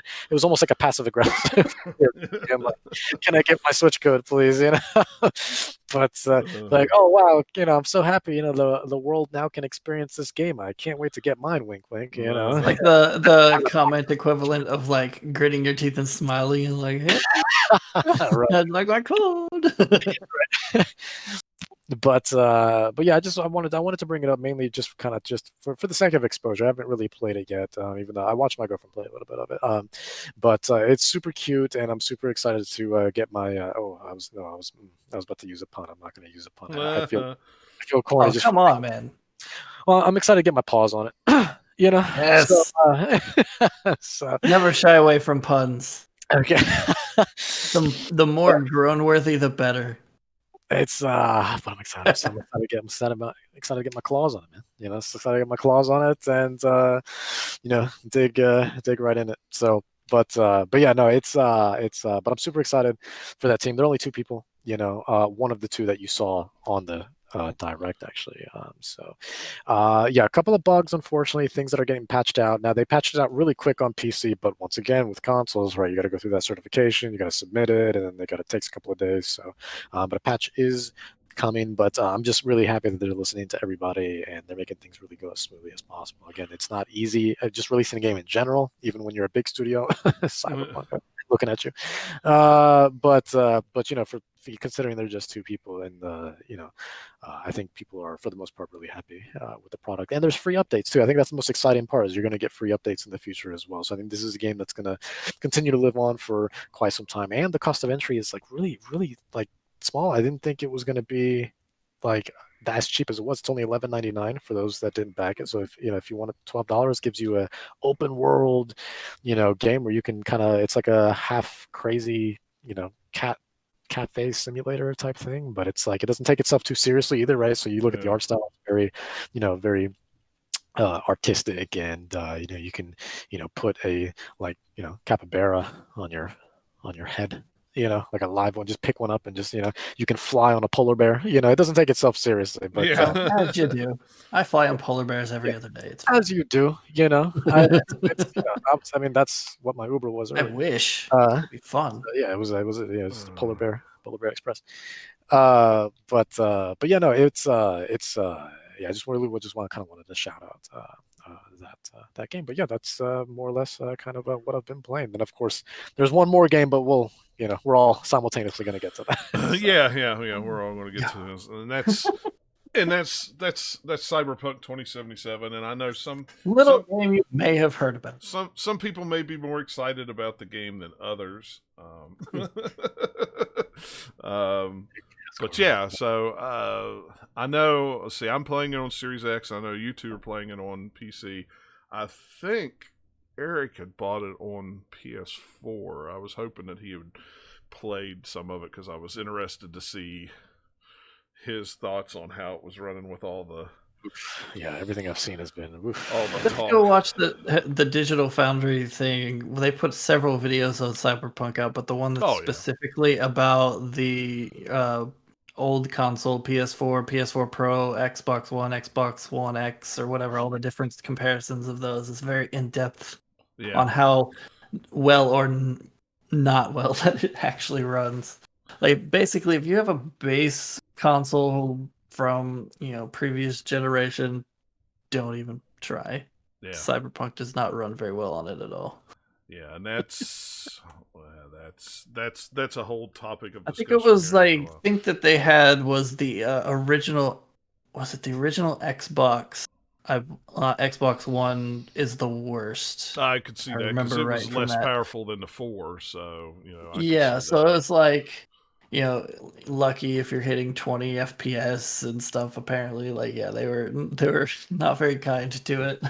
I had no problems with it on the Series X. I've only had a few glitches. I've never had it crash on me. Like I've seen some people like on PS5 playing it, and just every couple hours it just crashes. I have a friend who's been playing it. He had it on. I don't remember if he has a PS4 or PS4 Pro, but then he got a surprise PS5 from family or wherever for Christmas. So he started playing it on that, and he said it runs much better on the 5, but it still crashed on him a few times. Yeah, that's what I've been seeing from people online. Because you're still playing. It's like it's one version. It's just which machine are you playing it on? Yeah, so it's still gonna have the problems no matter where you're at. And what's funny is the playing it on a PS4 or PS5 or a Series X, you're still playing the PS4 or the Xbox One version. It's not optimized for either one of those systems yet. It will be eventually,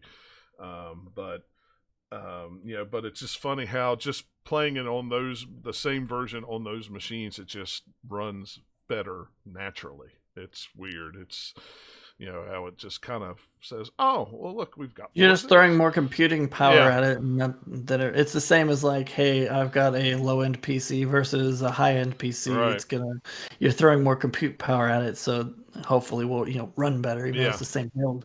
Yeah, I've hit bugs, and they're not big like everybody's hitting bugs. There's bugs in every version of that game.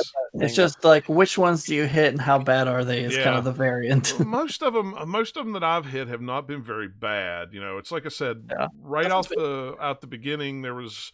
When I was going to the car when we were in the city for the first time and walking down, talking to Jackie and getting the car, as soon as we got down to the car and we're still talking, I hear somebody go, "Ah!" I just scream real loud, and then all of a sudden, all the cops in the area just start going, stop, boom, boom, boom, and they just start shooting at me for no reason whatsoever. I mean, we weren't even doing anything. This was like a talking scene, So I get in the car, and I'm like, fine, we'll just drive away, and they'll leave us all the way up the street.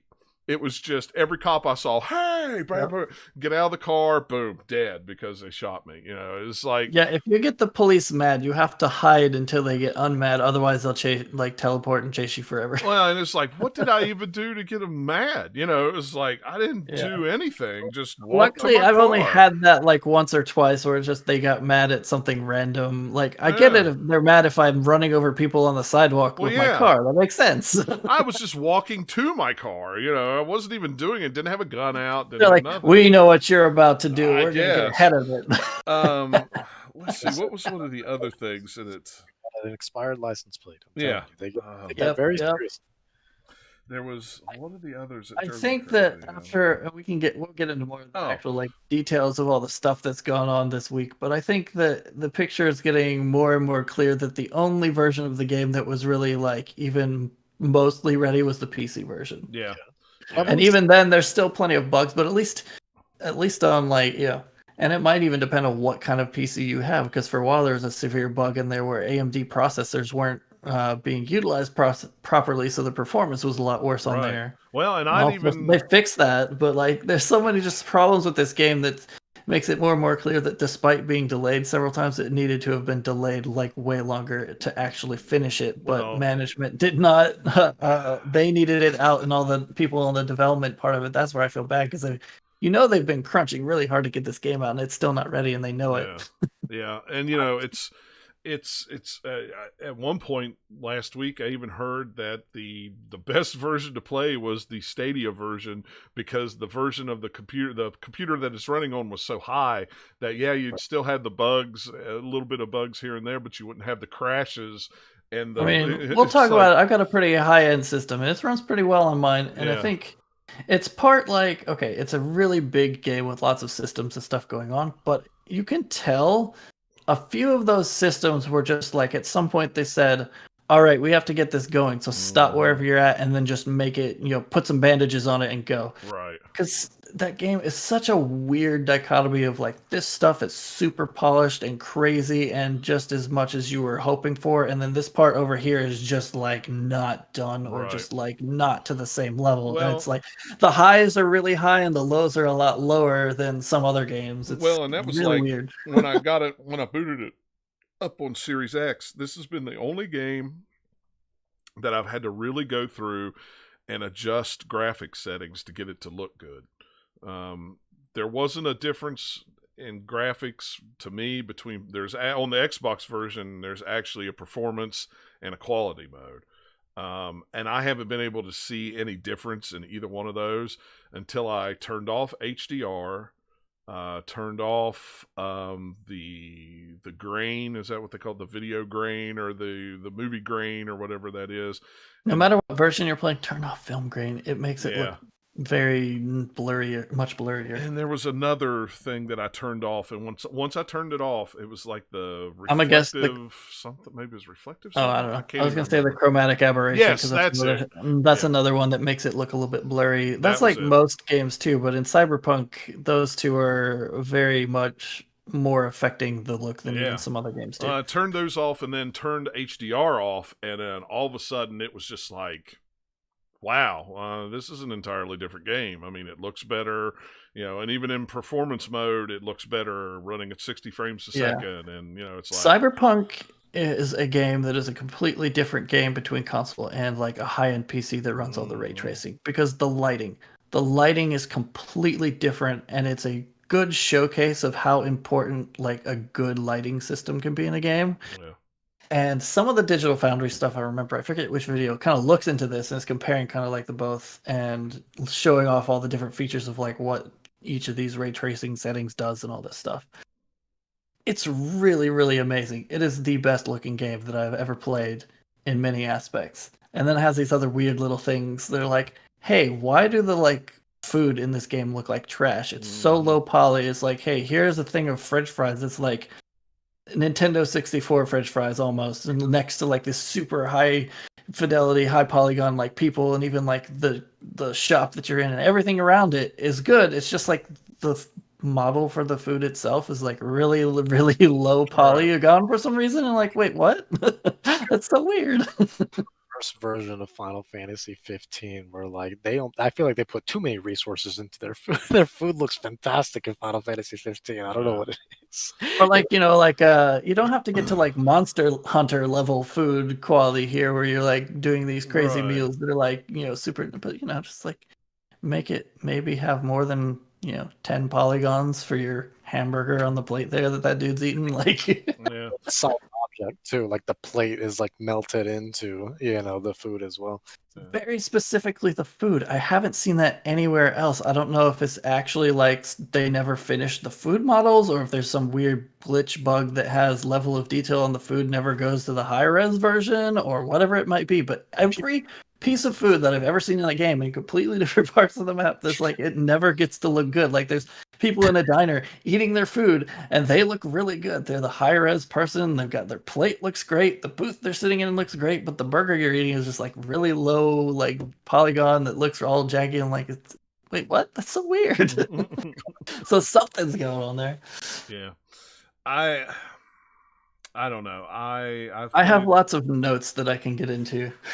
Well, you go ahead because I haven't enjoyed this game as much as I thought I would. How far in did you make it? Did you get much farther since the last time I talked to you? You're like, I don't know, maybe past kind of like the first, kind of like the prologue of the game, which is pretty long, but the title card, you know, I'm about 10, 12 hours into it. I got maybe 2 hours past where the title card was at. So you kind of have the setup for the main missions and stuff. Yeah. So like, I think what you had said your problem was it's very talky. I think that like after that point it gets a little bit less talky for some stuff, but it also is much more talky for main mission stuff. That's where you get all the dialogue and stuff, which is something I enjoy because the dialogue system in this game is the best dialogue system that's ever been in a video game. Because they ground it in places. So it's not like, say, a Fallout game where every single conversation is walk up to NPCs, click the talk button, it zooms on their face, and I'm just staring at camera and talking to you. And it's not like some other games, too, where like you walk up and talk to them, and they're just sitting there and they maybe have their one little animation and that's it. Like, all these conversations, they do a really good job, especially in the main story and even in a lot of the like side quests and other stuff of grounding it in wherever you're at. So you might be like leaning against a railing, you're sitting in a booth in a restaurant, you're talking to someone in a car, you're, you know, talking to someone wherever at, you might sit down, you might be doing whatever, and it makes it feel a lot more like grounded in the world and dynamic and cool and interesting and different. Plus there's a lot of good animations, both on face and just like people won't just stand there and talk, they'll like pace back and forth a little bit, and they did a lot of work to kind of make conversations not literally just sitting here and staring at someone, which is really cool. They make it cinematic, I guess is another word that I could look for. Like they try to make it a little bit more cinematic in a lot of ways in many parts of the game, but the dialogue system especially. But yeah, there are certain parts of that game where it's definitely a lot of like talking, which, you know, John did not like. I do like it. I don't know, because the characters are really well done. The voice acting's great. Like the animations are really good. So it's not like, you're just like waiting on something boring. I really find the story engaging, so I dug it. But I could see how some people would not. I was like, okay, I'm gonna at least put in more hours into it than I normally would. You know, it's like we said before the show. If I watch 3 or 4 episodes of a TV show and you haven't hooked me yet, I'm not gonna watch the rest of your shows probably. But you know, I was like, okay, you know, this is good 4 or 5 5-hour sessions of playing, and it just kind of got. So you put about a dozen, you said, or so hours into it. About a dozen hours into it. I mean, that's a pretty good chunk. Yeah, so it's like. How long have you played it, Dennis? About roughly the same time, I want to say. Okay, so then I've played it by far the most. Yeah, you've played it by far the most. But I've played it 50 hours, so I've put a lot of time into Cyberpunk. I think what I'm going to do is I think I'm just going to shelve it for a little while and come back to it. Do it. Wait till they fix it. Like, if you can Yeah, put it on the shelf and not like need to play it, then great. Like I've been having a lot of fun with it, so I'm still like Having a great playing time. it and going, or there's some fun bugs here or there, or like a couple of them they're minorly annoying. But playing it on the PC version on a high-end machine, it's pretty good. yeah. So The like bugs, I can't complain too much. the bugs don't even bother me as Yeah. much, and like I said, it's Yeah. the bugs that I've had have been nothing game breaking. It's like at Yeah. one point, Jackie left his suitcase back where he needed, he was walking downstairs, and when he got halfway down the stairs, the suitcase stayed on the stairs, and he kept on walking. It's like, but it didn't break the game. It kind of took you out of it. But we're used to seeing in video games, like in any big giant open world kind of game like this, or even some linear games, you're like, hey, video game glitches do this type of thing. You're not seeing anything new, and I can live with all that. Does it take you out of it? Yeah, it takes you out of it for maybe a minute. It's just like, but it's no big deal. Or a lot of times, my favorite glitches are the ones where he goes, well, I'll meet you downstairs. Okay. And then you go downstairs and he's not there yet. And you're standing there where to get in your car. And then all of a sudden, there he is. He just magically appears. The door doesn't open. He just plops down. Again, that's what video games do. Like you turn your back and then characters teleport so that you're not waiting on them. Yeah, no big deal. They do that sometimes. Most of the time it masks it pretty well. Every once in a while you'll catch it or something, but that's just like any video game. My favorite glitches are when the physics system freaks out for some random reason, and that manifests in many different ways. The favorite one that I've seen is I did this run of side quests where I don't know. Well, yeah, you would have played long enough to know. Like, there's the cabs in the game that are run by the AI. Yeah. And so there's a side quest chain kind of involving them later on, where like there's some rogue cabs and you have to go to different parts of the city to catch them. And there was one that was somewhere in kind of like the industrial area, and you're kind of chasing it down a little bit because it's trying to get away, and then it crashes on you. Mm-hmm. And it's like, okay, side quest over. So I was like, all right, I want to go move on to whatever I was going to do next. So I have to find my way out of here so I can get to the street and drive away. So like I drove away from it and I loop around and I'm coming back up the street next to kind of where it was. And all of a sudden I hear this big like, oh, shit. I was like, what is this? I look to the side and this car is like flying 50 feet in the air and then lands and tumbles. I'm like, yep, there you go. Yeah. There's been times when I walk down like an alley and there's like the stack of trash bags that's like, a couple dozen trash bags just leaning up against the side of the alley will suddenly just go like explode across the alley because some weird collision thing probably like triggered and was like, oh crap, and they all just like tumble around. So it's like those are just more fun glitches. It's not like game ending things or anything. I had like the opposite of something. Like there were a couple of times where like this happened specifically in intersections where like whenever you'd see those big like 18-wheeler looking things, like physics just didn't exist. Like they didn't have physical properties because one of them would take a super wide turn and just go through all the other cars in the other lanes. And I was like, okay, well, I guess no one. Traffic in this game is one of those things that like at first seems fine, but then the more you drive in the game, the more you realize that they just barely got the rudimentary system in place, and they probably wanted to do more with it. There are so many times where there's just like a car that's just randomly just stopped for no reason, just in the middle of the road. Not even like it's trying to turn on another road. It's just like, no, you're in a straightaway, just stopped for no reason. I mean, it's not like it's a big deal or anything. And like, you have like all the different like just weird traffic-y things, but it's also interesting seeing how the world changes when you start driving for a long ways versus when you're walking along the sidewalk. There's way more people when you're walking than there is when you're driving. Right.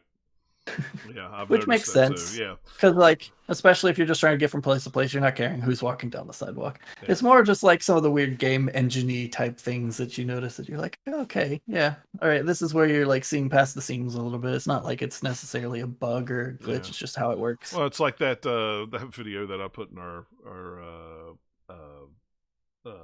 chat of the motorcycle that was driving, and then it went off the bridge into the river, and there was no river there. It was just a dry riverbed, and then they started driving around, and all of a sudden it just went the water, and the water just appeared out of nowhere. I like the one that I put up that That has was been good pretty too. popular on like Reddit and Twitter Uh-huh. and stuff, where it's like a series of things. So it's like a guy driving a motorcycle in first person down the road, and then like the physics across on the other side of the street like messes up a little, and a couple cars crash, and he looks at it and he gets distracted. Then he crashes, flies off the motorbike. The police get angry at him midair as he's like tumbling and hits the ground. And he runs away from the police, comes back to the original couple of cars that had like crashed. One of them's like on its side, and he walks around and like some dude's like getting out of the door, like because the car's sideways, so he's getting up vertically out of it, and he's like sideways, and then pops into like his standing up like 3 feet above the door. Then he greets you, says "Hola," and then the car explodes and his head explodes, but not the rest of him. It's just like all this goofy stuff. It seems like that had to be scripted because the timing is so good comedically. Because he just Yeah. like says "Hola" and then it explodes. I've watched it so many times that I laugh every time. But yeah, I mean, and those little things those things I can overlook. You know, Yeah, so like a lot the of people PC were version, online. for the most part, at least for me, has just been the normal as Yeah. game bugs and stuff. I have a whole list here of stuff though about the game itself that aren't really bugs, that I consider things that are unfinished, that I can go through in a bit. But I want to talk about like good stuff for a Yeah. while, because everybody's talking about the bugs. They're like, Cyberpunk, it's good, Yeah. it's fun to be angry at it, but it's like there's an amazing game in here, and I think if they're allowed to actually finish it, it could be one of the best, games of all time. It has that potential there. I don't know if they'll ever reach it, but in some respects, this is also reminding me like it has different problems, but it's reminding me of No Man's Sky, where it was hyped. It came out, there's no way it could live up to the hype, and then people are disappointed in it, but it still had a core of a good game in there. And with No Man's Sky, they've worked on it and added and changed and tweaked it, and now it's like, hey, people love that game. Well, and The Witcher was kind of like that too. Witcher 3, when it launched, it A had little bugs bit, but and no, stuff. Witcher 3 was great at launch, because that's when I played through the entire game at launch. And yeah, it had some bugs and certainly had its issues. It's not like it was issue free, but it wasn't like Cyberpunk is, where it was unfinished. And I don't mean it was like that, but I mean it was. But yeah. I mean, it was a Witcher 3 is by far the best game that they've put out at launch as far as having bugs and stuff. It had the least amount of bugs of any of the games, because I played Witcher 2 right when it came out. That game was very, very buggy. Like, they definitely had a lot of work to do to get that game up, and The Witcher 2 is awesome as well. Like, that game is great, but it just took them a while to kind of like polish and tweak some of the things in that game. And that's fine. Yeah, that's pretty much like, there's only so much you can do, even with a giant team. If you're working on a game, but you're being this ambitious with it, and you want to have this tons and tons of things in it, there's always going to be weird issues with it. My issue more is with their way the studio has handled it, and bad communication, or just outright trying to be like, no, console versions are fine, and then it comes out, it's like, no, they're not. Well, like, and that's more my issues rather than with the game itself. Well, and I'll say this: I won't. Anybody that uses this knows I'm not going to say the name of the PR company that was handling it, but they were the same ones that handled Witcher 3 for the United States. And, the whole year they have been, really pumping Cyberpunk. Then the December, I think it was right before Thanksgiving, they finally opened up and said, hey, if you want a review code, let us know. We know there's going to be a lot, blah, blah, blah, blah, blah, blah, blah. So, of course, put in for a review code. We've used these guys for years. And then all of a sudden, they just went silent. I mean, dead silent. And around the 8th, they sent out an email going, yeah, we're real sorry. We haven't talked about this. There's a delay with the codes. Hopefully we'll have them out soon, right after the launch is what we're planning on doing. And I'm like, a lot of sites, all the major sites, they got it like about like pretty much all of them, and I know I've got it about 4 or 5 days early before launch. And that version of the game had even more problems in it than after the day one patch. And they were like, this game was coming in hot despite being worked on for however many years. Well, and they were PC only. Those were the only review codes only that were PCs. on PCs. So then, like the day before the game launched, the PR company denied everybody. We got a wide email sent out, said, we're not sending out review codes. We've canceled everybody's requests for review codes. We're going to have them again at a later date. You could put in another request for one.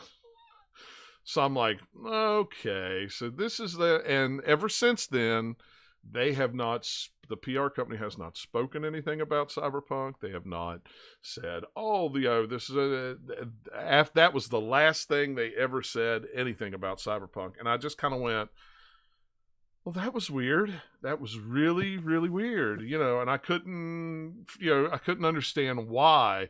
And then after 8 million people got a hold of the game, because that's how many sold the first day, was like 8 million copies across everything, and once people were on the old Xbox, the old PlayStation 4, then all of a sudden it was like, oh, now I understand why you all This is what we're getting. Yeah, this is why you all quietly went, yeah, we're just canceling everybody. Maybe you'll get one in a couple of weeks. I think that that's the reason that happened, and they've kind of owned up to it a little bit, is that like they're so focused on making a kind of quote next gen experience with it that they kind of halfway ignored the old console versions. And I get that for too long, but like, to the point that you didn't even make sure they actually work well, too. Yeah, like, sure, like, that makes sense. That's anytime you're on, like, cross-generational, you want the new shiny thing to look good because you want people to buy the best version of the game. Well, you still gotta make sure the old ones work. And what's funny is about 2 months ago, when they announced the last delay, the rumor was flying around that the reason it was delayed was because it wasn't functioning well on the base PS4 and Xbox consoles. So even though I had the Pro and the One X, I immediately went, well, I need to get me a Series X as soon as possible before this game comes out. What's weird to me is I feel like there's this double standard of like, okay, well, if you're so concerned about the last gen performance, but if let's just say, as you're saying, or as it's just like, as they were saying, it was just like, okay, it's just that, so they make it sound like everything's already done and good to go for the next gen stuff, and PS5, Series X, and PC. Then it almost seems like a double standard of just delaying them all when this happens to Switch all the time, where they're just like, all right, well, the Switch version will come out later. Right. And like, well, you just do that with... I still think that's what they should have done. Their pre-order money. Yeah. And that's why it's all about like the little bit of like investors and management part of like all the developers and stuff. The vast majority of that company, they just want to make a good game, and they're working their butts off to try and do so. Right. But somebody somewhere decided this game needs to come out now. We cannot delay it anymore. We want our money back from this, long investment. But like, it's really dumb, because they're so short-sighted on that they don't realize how much of like how many problems that's going to cause for them, how much that's going to affect the sales of that game through the future. It's just all like somebody wanting something now, and not realizing how bad of an idea that actually was. And I think that's the difference in CD Projekt Red from when The Witcher 3 released to the now public-owned CD Projekt Red for Cyberpunk. It's a different company now than what it was when you've got investors and you've got stockholders that are going, we've had this game delayed it needs to come out now, we want now. Well, okay, now you've got it now, and what's happened? Well, if you want a refund, take it back to your store that you got it from. We'll be happily refund you. If you can't, we'll refund you out of our personal pocket. Sony's removed it completely from the PlayStation Store on PS5 and PS4. I like the theories on that's Sony flipping them a middle finger a little bit based on when they had because they've had so many like apology press releases, but one of them was talking about how did it get on consoles, and they basically said like, because we're big, we were able to get through cert with all of these bugs because they just assumed we'd fix it, and our bad, we didn't quite fix it. And it's like, yeah, Sony's like, you're making us look bad, so screw you. Fine, you say that they get refunds, we're gonna take it out of the store. We're just gonna like, Yeah. this is like a whole bunch of just crazy things like snowballing into this unprecedented series of events. That's just like, wow, who would have guessed? Yeah, and I listened to one podcast the other day, and they were talking about this is why you don't pre-order games. This is why you don't pre-order games. And I'm like, well, yes and no. You have certain companies that you say, you know what, I'll go ahead and I'll pre-order that game, or I'll buy it early on the store or whatever, because I trust that company. And Yeah. CD Projekt Red was one of those companies that I was like, Oh, man. I got no problems Yes. with this. It's going to be fine. I know it is. They built up Yeah. goodwill over, between, from Witcher 2 and The Witcher 3, Yeah. and especially that, and then like all the support after that, and just over Yeah. decade almost of just like building goodwill, and then just like And then in a burned it all. week, just set it on fire. Like So it's like Joker Witcher setting 3 that pile of money on fire, Yeah. and just boom. It's The just, Witcher 3 is pretty much the reason why I was like, okay, yeah, I can Yeah. pre-order Cyberpunk. It'll be fine. So now whatever their next game is in however many years, because of Cyberpunk, people aren't going to do that. Right, you're right. I mean, Some people will pre-order because they just pre-order, but it's not going to be nearly as many as it happened this time. no, I mean, 8 million they made the day that Witcher 3 came out and released. I saw it was $8 million. They made profit day one because they had just like that. Copies. Yeah, Yeah. copies. It's like holy. And it was like crap. on Steam, it was the record for the most concurrent players in like a single player game. I think was the category or whatever ever, like by a lot. And it broke a record that had happened like a couple weeks ago or something. Even it was ridiculous. Yeah. So yeah, like it's no doubt a big game, but whatever the next one is, it ain't gonna be able to do that big because they blew themselves up a big crater. Yeah.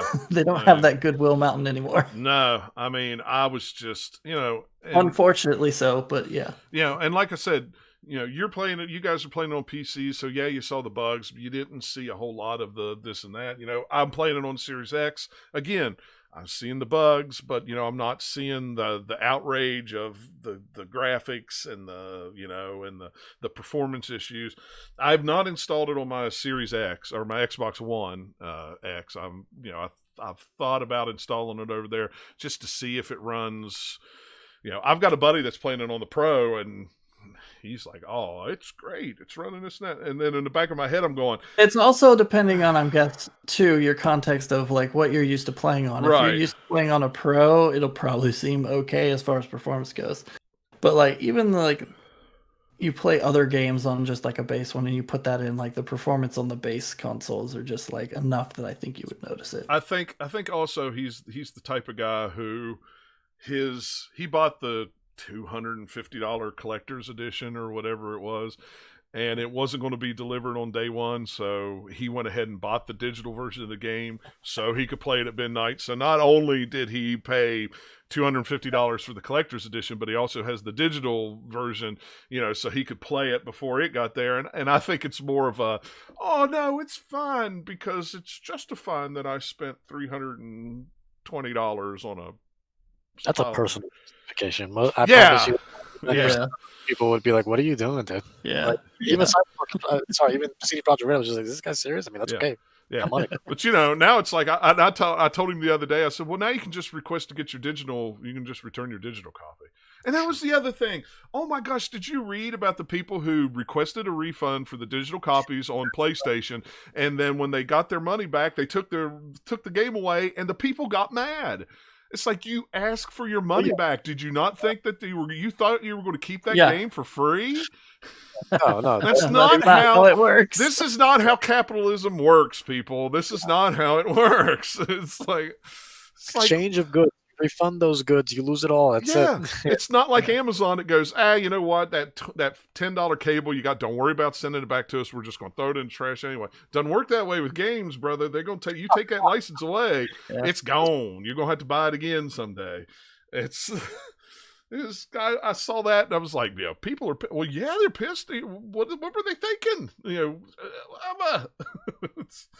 So to pivot a little bit, I'm curious. You're playing on PC, right, Dennis? I am, yeah.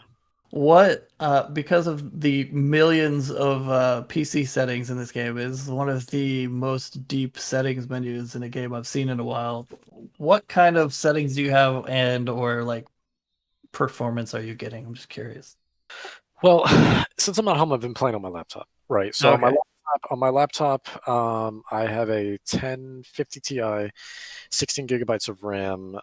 It's an i7 clocking in at 3 point Something, Something. whatever. Yeah, that's something. like sure. Yeah. But yeah. Anyways, I've played some pretty brutal stuff on this laptop. It's a laptop that is consistent and holds up well. Now when we saw before Cyberpunk came out, when they released the specs, everybody immediately was just like, "Oh my god, this thing's well optimized. It's only like 50, 60 gigs, and you can run it on like a GT what was it, 780 or something like that. It was like a 780, a car that came out like however many years ago, Maybe and you could run it. I don't know how well it would run on that, or you'd have to take everything down to super super low, and then super maybe it would run. Who knows? Yeah, and that's a 780. Let me put it this way: Yeah. like for anyone who has an Nvidia card, if you don't, I would highly recommend getting GeForce. I feel like that's something that you should have, just so you can properly update your stuff. But if you do, I don't usually always do it, but sometimes if I'm like lazy enough, or I'm just like, well, how can I get this thing to run as smooth as possible? Then I'll just go and auto optimize through the GeForce experience. I Now, usually do that as a starting point and then tweak from there. I see. That Uh, makes sense. So I did that with Cyberpunk because, like, when I booted it up, granted, everything looked gorgeous. Like, everything Yeah. was. Talk about another thing that's unfinished. Most like games, modern games, like at least that are as big as that, when you boot them up for the first time, it'll auto guess your settings pretty well. Cyberpunk did not. It's like, I know I can run it different than this. Here, let me go into that. It's fine. It was really weird because I noticed that as well. I was like, I don't think this is right. Like, sometimes you can just take a glance because I feel like once you play enough on your computer, you kind of know like what your specs are like, and then you kind of take a glance, and you're like, this doesn't make. Hold on, this doesn't make sense. Well, I mean, for Look starters, like. deeper. Well, when I booted it up, also it was like everything was on ultra, but then for some reason it was just like, by the way, if you don't mind playing at 640, I was like, no, I do mind actually. Can we not? Like 640. everything's at ultra, but you're playing on a screen that's Yeah. DC. Hey, you could run it on ultra, but we want you to play at 240p like they did back in the day. And Can you it's do probably, that? man, if you're doing that, that's just a placebo. It ain't running ultra nothing. It just says ultra in a menu. Yeah. But if you're running at that resolution, then nothing's Well, ultra, that's man. the thing too. Is like I booted it up, and I'm just like, well, look, you may as well give me like a super powered Game Boy Color at this point. Well, yeah. Jeez. But yeah, no, it was like, but everything booted up. I mean, it looked good, but my biggest issue was like I was surprised by the performance. It's not that it was unplayable because I've already put a dozen or so hours, pretty much the same hours as John into it. So clearly it's playable, but I'm not getting those, the 60 plus frames that everyone else is. Well, if you're lucky enough, you can get that. I know you're on like a 30 There's series. some certain like settings that will swamp it, and there's one that's not even in graphics setting that you can put that will change that will get you better performance. It's the crowd density one that's under like gameplay or whatever. Right. So it's like low, medium, and high, and it's basically how many people are going to be walking around. That one is like help with like kind of CPU issues of frame rate because there's just less for your CPU to keep up with how many pedestrians are walking around and doing weird things, or just like how many weird outfits that it's got to generate for all the pedestrians walking down the street. There's a lot of crazy looking people in this game. There's so many times I'm walking down the street and they'll be like, "Oh, ooh, that's cool. What in the world are you wearing?" Is there any way to? And I get that outfit. Is there a setting on PC to lower the dildo count? That there is a lot of those. That's okay. That's called "We never saw the amount of dildos that all the reviewers saw" because there's still a decent amount. But I've seen like I don't know if you know who Carnage is. Uh-huh. He's a streamer, and he's actually kind of around here is where he actually lives. Like I think in Durham area or something. But he's really, really one of the better streamers. I enjoy like watching stuff. I just don't watch it live. I watch it on his YouTube channel because he puts them all archived on there. And he was playing it like before release date because he got a special thing of like, hey, you get to stream it early, or it's like right when I think he got an early copy and he could stream it right when like the day before, whatever the Right. NDA was up for everybody. And so he was on the early code, and yeah, there was lots and lots of just because it was in the random tables and whatever values were off, they were just like everywhere. And there's many different types in that game. Oh yeah, there's some parts where it makes sense, like okay, you're in like the strip CD club thing. Well, yeah. the certain type, a lot of the areas are CD and Night City, like. Let's be real, but like if you're in the area where you can walk into the actual sex shop that has all of them, you can buy them. It makes sense for them to be there. Right. It doesn't make as much sense for them to literally be everywhere. Like I'm walking down the street, corner of the street. There's one just sitting there.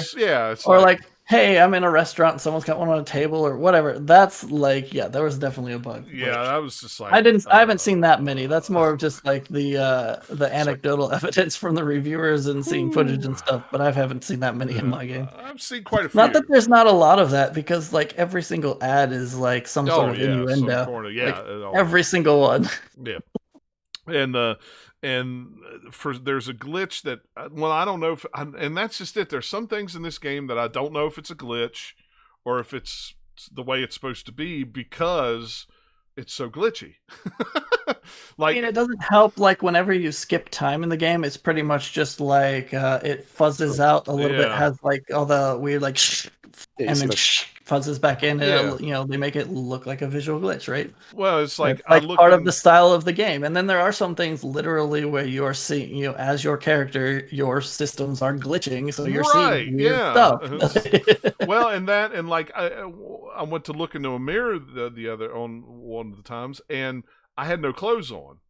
The mirrors are weird. So it's like, I think it's not the mirrors. What it is the clothing system in the game is like weird, because there's sometimes in the inventory screen where you're like clicking in and out of like, the different clothing categories, and you switch back to like the main view, and like your clothes will flicker on and off for a bit, or like do some weird stuff. And it's the same with like, because your character model is not loaded by default.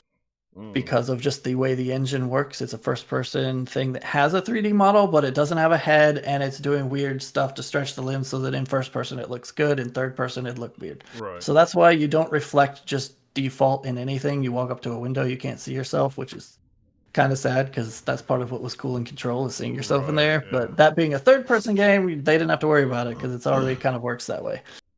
But so you go and you're like literally like your character model and stuff is loading in when you go into one of those mirrors. It's probably going to like mirror mode, whatever they would call it, and it's like loading it in, and then like, hey, now you can see yourself, but oops, because of a glitch, like your clothes are weird. Like same with the inventory, it's also loading your model into the inventory. So I'm sure it's related. Well, I had this cool outfit on. I was like, man, there's a mirror in the apartment. Let me look at it. I scraped the thing away.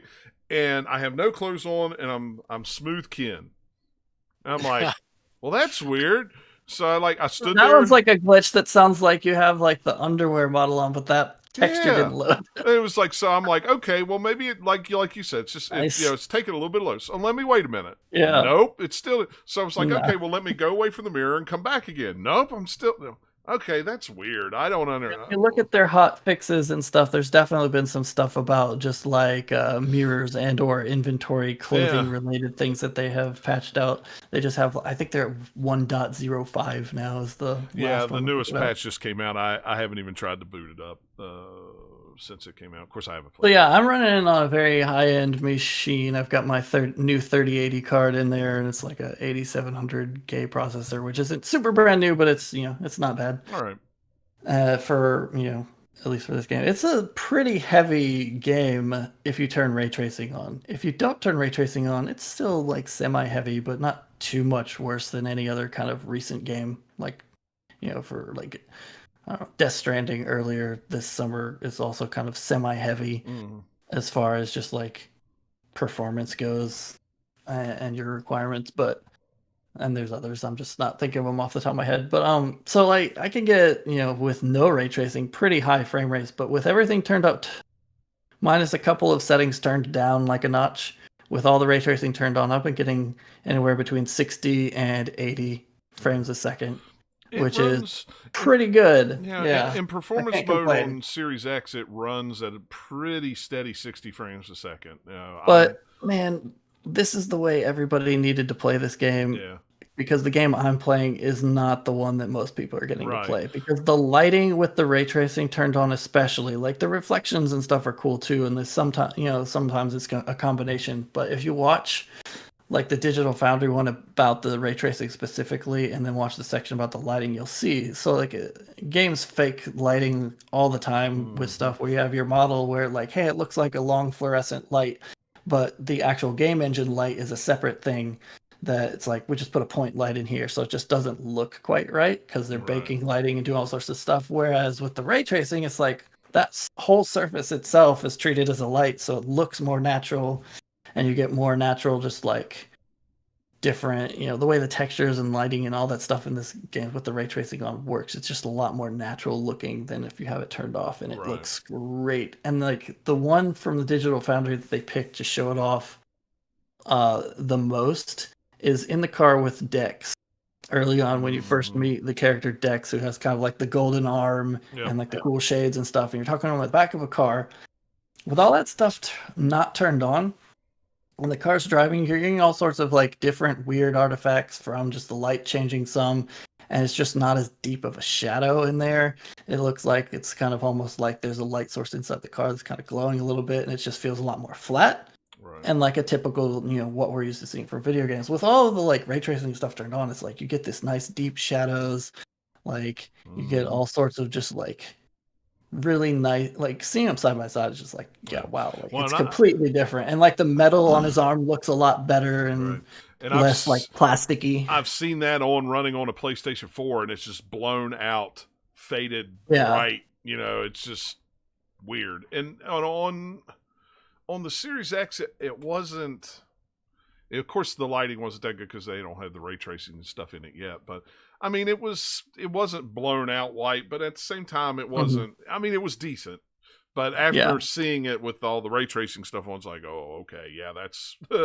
Yeah, there's some stuff like you see before, like, okay, ray tracing turned on. It looks kind of cool, but it doesn't change it that much. This game, it changes it a lot to the, like, there's so much where I'm just walking around and seeing stuff and just being like, ooh, neat, ooh, cool. And just even in general, excuse me, Cyberpunk does a really good job of kind of putting a lot of visual variety. So just like the whole city looks different. You don't hardly ever see anything that feels like, hey, this is a recycled asset, unless it's something that should be like a trash bag. And all the people walking down the street, you'll see duplicates every once in a while, but they have a lot of different outfits to the point where I'm sure they probably just have like a random generator on sometimes, where it's just like, hey, here we have certain categories. We'll like switch it up a little bit, and then we have all our different people walking down the street. And you see a lot of different variety in the game that's cool of character models that you don't necessarily see in open world games to this point with just the random NPCs. So you see like, here's a fat guy walking down the street next to like some really skinny, corporate lady next to a little kid walking down the street who's all like grumpy and in a t-shirt and just like, why am I here? So there's enough variety there so that even just apart from just graphical fidelity, it looks cool because there's different people there versus what you're used to seeing kind of in open world games of just like, okay, there's a few different ones, but everybody feels kind of samey a lot of the times. They did a good job of not doing that in Cyberpunk. Yeah. Yeah. I think here's a quick tip. If you want to get around in vehicles, don't drive a car. Drive the motorcycles, because the motorcycles you can just like go in between in traffic, literally even on the narrowest roads. There's enough space that you can just like fit through everywhere and just like tool around. But especially when you get outside of the city and you go to some of like the Badlandsy types areas where they have all the like just different hillock things that you can just like bounce off of them and like fly through the air, kind of fun with like it's not a very deep system. You can't like do a wheelie on a motorcycle, which I was kind of sad about. I kept trying to do that, but it's still fun. There's one you get right after the title card of the game, which by the way, it's a great late title card. I love that where they put it, where it actually says Cyberpunk 2077 on your screen. I'm like, all right, you got me. I like it. It's super, super late in the game, too. It is. To the point where you're like, you just forgot that they never said Cyberpunk, and then it comes up the title of the screen, you're like, oh, yeah. And I was sitting there, and I went, oh, Okay. So now I'm really playing the game now. Okay, I've only been Reminded sitting here for like 4 nights, and yeah, I'm playing the game. say like it reminded me a lot of like I think it what was it Assassin's Creed Odyssey, where Yeah. like the couple of Mm-hmm. hours, like 3 or 4 hours later, Yeah. it's Yeah. just like it's Creed Odyssey. Like what? What? I'm What? just now. It's the same with Valhalla, Yeah, but like Valhalla's with the same way. Cyberpunk especially, it's like it's very late, especially if you're doing a lot of stuff. But even if you just mainlined all the story questions, still be pretty late. The Which fun thing I think about that game, like pretty much everything that they showed about Cyberpunk before release, for the most part, like a majority of it, is all stuff that happens in that kind of like prologue section. Yeah, it all happens in the prologue. Yep, Because you're I've right. played all 3 origin stories, and then I continued on with the Street Kid character, and then like all of just the story missions and different things. They play out sometimes in the game slightly differently than what they've shown previously, but it's all stuff like in trailers and gameplay that they've Yep. shown. It all happens there. Once you get past that part, it's all like, oh, hey, it's like no idea what's going to happen. Yeah. Except for there's one thing I did get to today that actually is something that they've shown, a piece of it that is well after that. But for the most part, yeah, it's all pretty much early on. Yeah. Quote early on. Right. Yeah. Yeah, So I don't know. I like the sense of scale of the game. Just walking down the street and just like these skyscrapers feel like they're normal big skyscrapers and I wonder and if stuff. that is because it's first person view and not third person. Yes. That helps with that for sure. But even Yeah. other first person games where you're walking around in like a city or something, it doesn't feel the same as kind of like they've pulled off here, I think. Yeah. And I don't know what the secret sauce to that necessarily I don't is, but either. I think it's also fun. Like all the buildings look different Mm-hmm. everywhere. I've yet to see a building like, oh, there's that one. It feels like when you're in a real city, like, okay, these ones have similar architecture, or like this is the same neighborhood or whatever. They have styles depending on where you're at in the city. Like this part's more broken Right. down. This is all the fancy part where all the cool like corporations are, but there's not like, oh man, I saw that building way over there. Like that's exactly the same. For the most part, it's all just like, hey, wow, they did a really good job of making this feel like a real place. Right. And I've been all over this map now at this point too. And there's still like plenty of stuff I haven't seen as well. Like it's such a big, like it's not like the biggest like land area, although it's still pretty big, but it's very dense. There's a lot to it. Yeah. I was gonna say that I think if anything that you can see that they spent years on is just making what to me I think might be one of, if not the most beautiful and intricate world I've probably ever seen. I think Yes. the Cyberpunk world is just absolutely incredible. Like forget the game for a second, forget the story, forget all of that. Just strictly speaking of the map, that is probably the most beautiful and most insanely just intricate and Yeah. beautiful. I scene. wish that the game had a feature where you could put in like a Cyberpunk iPod, earphone, so you could listen to the radio stations while you're walking. Because I've just like tooled around in the car with like the blues station, which They have such a great I mean, variety of stuff too. they have a lot of different stations, and a lot of it seems like, oh, okay, this makes sense for what I would think would be the music, like before playing it would be in Cyberpunk. Like, okay, here's kind of like the electro station, here's like kind of like the punk rock station, here's this, but they have a blues one, which to me gives like some of the tracks that they play on there feels a lot like Blade Runner, as far as just except with a little bit less of the like Vangelicness to it, but a lot more of just like the actual bluesy blues music, because it's the least kind of least synthetic music that they have in the game. It's a lot more feels like real instruments and stuff, Right, versus like right, here's a yeah. lot of stuff with guitars or electro synth stuff. It has like it's actual real blues stuff, and it's really good. I like it a lot. That's probably the station I've listened to the most just driving around. So I kind of wish like I just want to take in the city and walk around. I could put music on in game to do that with. That would be kind of cool. But yeah, I think that they've done a really good job, and you could tell where they focus the most in the game is making Night City the map itself, so that like just the whole like city feels good, and then some of the systems of like people walking around, some of that feels like they put a lot of focus on that. A lot of focus on just like the main story and all of the main characters and some of the side characters. They spend a lot of time on making them believable and having lots of animations and stuff. So like the core of the game is really, really good. And then once you get a little bit further out from the core, like some of them like smaller kind of like open world side questy things, or just some of the like menus and things, that's where you start to get more and more of the like, oh wait, they didn't quite finish this and polish it up as well as it should be. That's where you get that. But like just the core story part of it and all the main characters, they have some really good, really cool characters in that game, some of which you don't meet until after where you guys are at in the game. Right. Like my favorite character is someone that you don't even see till you actually do see her early on the game. You just never would have known she would be an actual like main character showing up until she shows up later, and you're like, oh wait, that first quest when I first went into that afterlife bar, she was standing off to the side. Oh, so it's Judy. Was that her name? Judy? No, Judy's someone who shows up way earlier. Okay. Judy is also a character. There's a character called Panam that you can technically see earlier on in the game. You just don't realize. You just would probably think that like, oh, it's just one of the like a character that they stand on the side that has like a couple lines of dialogue or something. You can overhear, but you can't actually like interact with her at that point. You just kind of see her there if you're paying attention, or you go back and look at somebody else playing through. You're like, oh wait, she was there. That's cool. And then there's another character.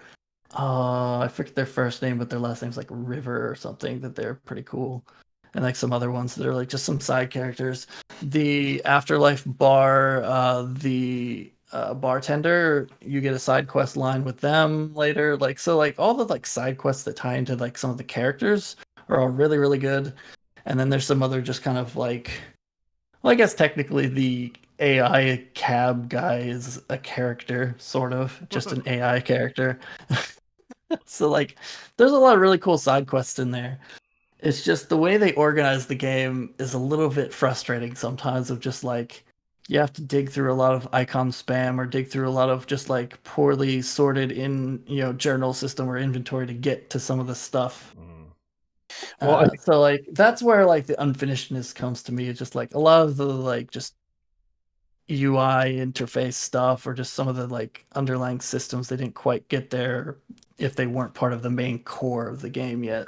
A big thing for me also is like, funny enough, this is what's bothering me the most, even more so than anything else going on, even including the drama and the bugs and even all that, is like in terms of like from a pure gameplay perspective, the thing that's driving me the most crazy is not being able to toggle headgear. That's the thing, because I can't stand like I just don't wear a hat because I like, why would I go through the trouble of making a really cool mohawk and then not ever get to see it? I can't even put a headband on. It makes me bald. Like, nah. Right. And like, so far, it doesn't really matter. Like, and then I go through like, okay, I don't want the weird face masks, so any of those, I'll just scrap it as soon as I get it. But oh, hey, here's some cool aviators. I'll put those on. Yeah.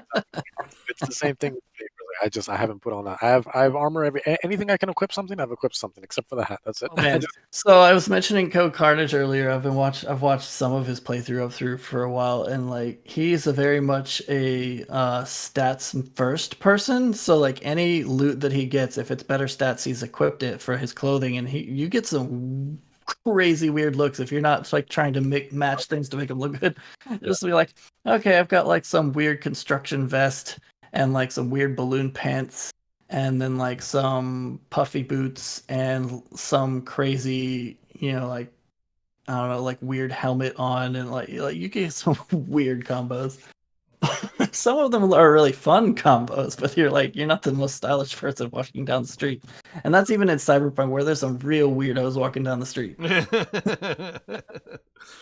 Some of them I'm like, ooh, I need to know which store I can go in the game to buy that, because that's cool. And some of them you're like, wow, that's weird. I kind of want it, but only because it's weird. It's like a car accident. You're just like, I can't not look at it. I just have to. There's so much good stuff in this game. So like the climbing that I didn't even know that you could do until like a few hours in, I was like, oh wait, I can jump up and grapple on ledges pretty far above me. This is great. Now I can like get to a whole bunch more different places than I thought I could get. There's some stuff where I've snuck in by basically Skyrimming it, but vertical building style, where it's like, okay, I'll jump on this like little box, which means I can then grapple up on the air conditioner, which means I can get onto this little awning ledge, then I can jump across the alley to that awning ledge, and then jump up here, and then circle around, go to these building tops, and get back all the way over here where I'm trying to sneak in, and suddenly I'm like perched up way above everybody, and it took a lot of work to get there, where you couldn't just have just straight climbed up to there. I had to go around and eventually work my way back. But it's like, yeah, it works. That stuff's awesome. It's fun because it's like, hey, you feel like you kind of are utilizing smarts to kind of get in there and almost got one over on the game a little bit. But when you get the double jump upgrade that I just installed, that makes it even more fun. Because it's pretty generous double jump too. Like you get pretty good extra height with it. And there's some other cool things you can install. I have the mantis blades for my arms, which they've shown in like the very first teaser. But those things are brutal. That's what my buddy was saying. He has them too, and he said they were just. So you can leap from really far away to kind of like stab someone and like lift them up, like you kind of see in some of the trailers, I think. And you can just like go really quick attack with them. You're going to equip different types of damage on them. So right now I have thermal damage, so I set people on fire when I'm stabbing them. And then like if I want to be non-lethal, I just have like a nightstick that has electric damage, so I just like smack people in the face, and it's got pretty high like stats on it. So it's just like you're down. Haha. Yeah, that's cool. The hacking can be fun. Like the quick hacks in the game feel basically like spell casting. So you have like whatever, depending on what system you have equipped, depends on how many slots that you can actually like put cards in. It's like, oh, I want to use, ping and overheat and this and that. There's a bunch of different kinds. Some of them are more for infiltrating. Some of them are more for combat, where it's just like, oh, hey, I'm going to make you go psychotic and attack your friends. Or, hey, I'm going to like, make you see me. I'm going to put you back to, your normal default self. I can't remember what that one's called, but like basically if you're detected, it turns it off and it's like they never saw you. Like what else? Like the main missions are really cool. Keanu Reeves is freaking great in this game. Once he finally shows up, like he's in it a lot. So once he shows up, he'll even pop up in random little like side quest things sometimes and just like do some commentary for like a couple lines, and then like any main or big side quest, he's in there usually saying, hey, you should do this or you should not do this or blah blah blah. He's always saying something. Or you screwed that up, or Yeah, he's very antagonistic to you at the start, and then like you can either choose to keep being that way, or depending on what choices you do and if you're nice to him or agree with him or not, you can get to be more buddy with him, or it's really cool. Same with a lot of like the other like side characters. It's kind of like any other game, like RPG like this, where you have like kind of companion quests or whatever, even they're not technically companions in this game. Let's see what else in my notes that I had that was kind of fun. Oh, I'm kind of mentioned the music is really good from the radios or just what's playing during quests and or you get into combat. That's awesome. But yeah, here, let's go through my list of things that I see that I've seen a lot in this game. There's just small things that make me, that are the, hey, this is unpolished / unfinished. Like, hey, it's nice that the map has the free camera mode where you can rotate it around and see 3D models of the building, but why did the icons go away? There's no reason to have that mode if the icons aren't there. Yeah. Tweet about that actually. If you I don't know if they've patched, like some of these maybe they've patched at this point, I don't know, because some of them are very small. Like if you go to a Ripper Duck, you have little tabs to sort it, so you have basically you can have something in your inventory, there can be something in their inventory that you have to buy, and so it defaults to both of them on at once, but you can switch the tab to either just like the Ripper Duck or your inventory so you can look at it. So the icon for the Ripper Duck is V. It's a little thing that has a V in it, which when you highlight it, it says vendors. So you're like, oh, okay, V for vendor, I get it. Right. Except the icon for you is the one that's for every other store when you're in it. That's the little money icon. You can't tell me that the money icon is the one that's supposed to be for the player character who happens to be named V. Like, no, you flip those.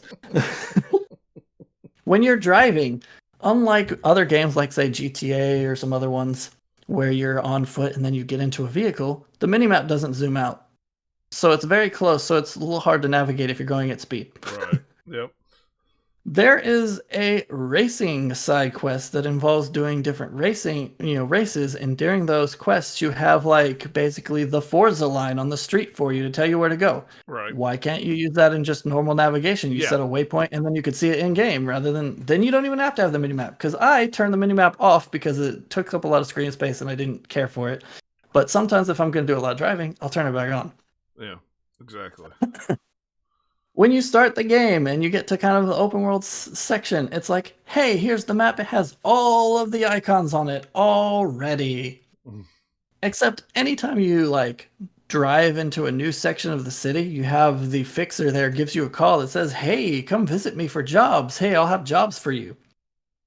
Anytime you get near one of those icons on the map, they'll call you and say, hey, here's the info for this random job that you're close by. That makes sense.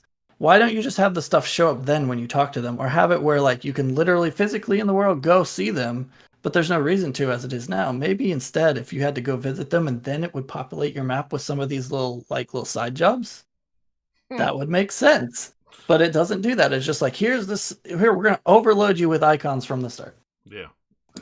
You can sort your inventory in a bunch of different ways. You can sort it by quality. You can sort it by DPS. You can sort it by all this stuff. You cannot sort by armor. All right. You cannot mark anything, clothing or weapons you pick up as junk. So there's no way to include it in your junk pile to sell at a vendor with one button click. You can't disassemble multiple items at once. Like all of the quest sorting and organization is kind of wonky. Like, okay, so you have a quest that you get early on, which this will tie into something else. It's like, hey, you walk out of your apartment and there's a guy that says, hey, you want to join this underground fighting thing? It's pretty lucrative. It's not legal, but you can go around different parts of the city fighting people. All right. So it shows up in your thing as you have a quest in your journal that is for the overall thing, and then you have a separate one for each fight. Other quests, like main quests and other things, if you have multiple objectives, sometimes it will have it with you normally think in a game. It'll have, here's your main thing, and under that you have sub objectives, but it's all just one entry. Yeah. It doesn't do that when it easily could. So it makes it like so many more entries in your journal, which makes it harder to navigate. And there's multiple ones like that have separate things that if they just did the overall one and then in the description that's when you saw the little something, because you can highlight a specific task that you want to do, and there's a button that you can click when you're actually on a quest that will toggle between objectives. So those things exist. Why did you organize it that way? It makes it a lot harder to sort through things.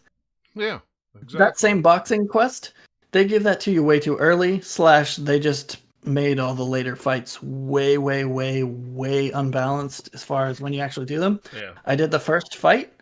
After you leave, it's in the area that you can start in the game before you can get anywhere else. And that one was fine. I still haven't done any of the others because they're too hard. I've tried one of them, get 1 shot or 2 shot, and it's always very hard in the description of the journal. One of them's down to moderate, and I still can't do it. Oh, jeez. It's like, okay, so why did you give me this early? And it's in here for this whole time while I'm doing this whole thing. 2, it's 6 different entries, so it's just taking up a bunch of entries in here, and I can't clear them out. So okay, why is that way? I don't know. It clogs up my quest list. When you have a message come in, you have a little button you can hit, and then it'll pop up the thing in game, so you can read your text message basically. But if that goes away, you can't just open up your phone and check your text messages. You can only call people there. It's such a pain. So it's you have to go into the menu that is very poorly organized and is always uncascaded. It doesn't save that state, so you can't collapse everything and then come back later. It's always uncollapsed. Right. So that system exists in there. You can pop it up and then that message pops up like a text message in game. Why can't you just open up your phone and be like, right, message somebody or check messages for this particular person instead of you can only call them? It's come on. It's tons of these little things. You cannot change your hair or your tattoos in the game. There are no shops to do so. So once you've done it in the character creator, that's it. That's the most ridiculous part, I think. I can be lenient towards the hair, but the tattoos is just absurd. Why do you have crafting in the game, yet your economy is really terrible? Yeah. So I want to craft this gun that is a blue level item. To do so, I need crafting materials that are general, green, blue, and purple in order to craft this thing for a blue level gun. Why do I need purple? It's above the level of the gun. Why do I need those materials? And it's plus you need a lot of them. It's not just a few. You need a lot of all of these. Right. It's like, okay, you'll get, like, I've started to get to where I'm getting some purple materials, especially if I get some guns I don't want, I can disassemble them and get purples, but it's still not tons of them. The amount that stuff costs in the crafting is ridiculous. Some of the upgrade costs isn't too bad, but then sometimes, even though the cost isn't that bad, it doesn't make any sense because it just barely upgrades anything about the weapon at all. Or even sometimes I've had it where I want to upgrade this weapon. It says it goes from, say, like 500 DPS to 520 DPS or something, whatever it may be. But you look at the base stats under it, and those don't change at all. So I'm like, how does the DPS go up? Something's not right here. So I just haven't done much of the crafting at all. I've done a little bit of upgrading. That's about it. It's just like, what? Wait, why does this cost so much stuff? Yeah, it doesn't make sense. That's kind of like a. We'll jump back out for a second. For Assassin's Creed Valhalla is like, I want to make this like small thing. Why does it like? I want to upgrade my quiver. Why does it take like 150 leather and like 500 iron or whatever it is? It's like, what is this economy? I don't get it. The numbers don't make sense for what I'm actually upgrading. Well, you're farther. You're obviously you're farther than a lot of us, Nathaniel. But yeah, I'm probably about 40 hours or so in my actual playthrough. I've played 50, but that's because I played the beginning of each different origin or whatever too. So, and tooled around the photo mode a lot, which photo mode is awesome. The photo mode's incredible. But speaking of the economy, does money get any easier at like acquiring? Yes. Or okay. So money is partially tied into a few things. You'll get more money for like the little random just like side gigs that you encounter as it's kind of tied to your level. So as you level up and you're probably with your street cred too, you're getting a little bit more for jobs. Make sure that whenever you are in kind of like an enemy hideout or stealthing around in somewhere, or even just attacking them, it's like an actual kind of like hideout zone, or you're in a mission and you're going in infiltrating somewhere or whatever. Usually there's at least a few places that you can jack into. They're like a vending machine or like a plate on the wall or a computer, anything you can hack by actually plugging into. Those give you money most of the time. Okay. And as you're leveling stuff up, you can get more money for that. There's like a perk under hacking that gets you more money for those. That's one of the best ways to get money. Plus, just some of the jobs just give you a lot of money, or some of the main quests that pay you will give you a good chunk of change. Okay, because I've been reading a lot of articles that just like a lot of them just seem to be like focusing heavily on the money, like acquiring them. Just it depends on like, do you want to buy all the cars or not? I bought one vehicle because I didn't have any at that time, so I have like a junker, but then all the like stuff I've gotten for free, like the car that you start with, and then a motorcycle. I've gotten 2 motorcycles from quests and a truck from quests.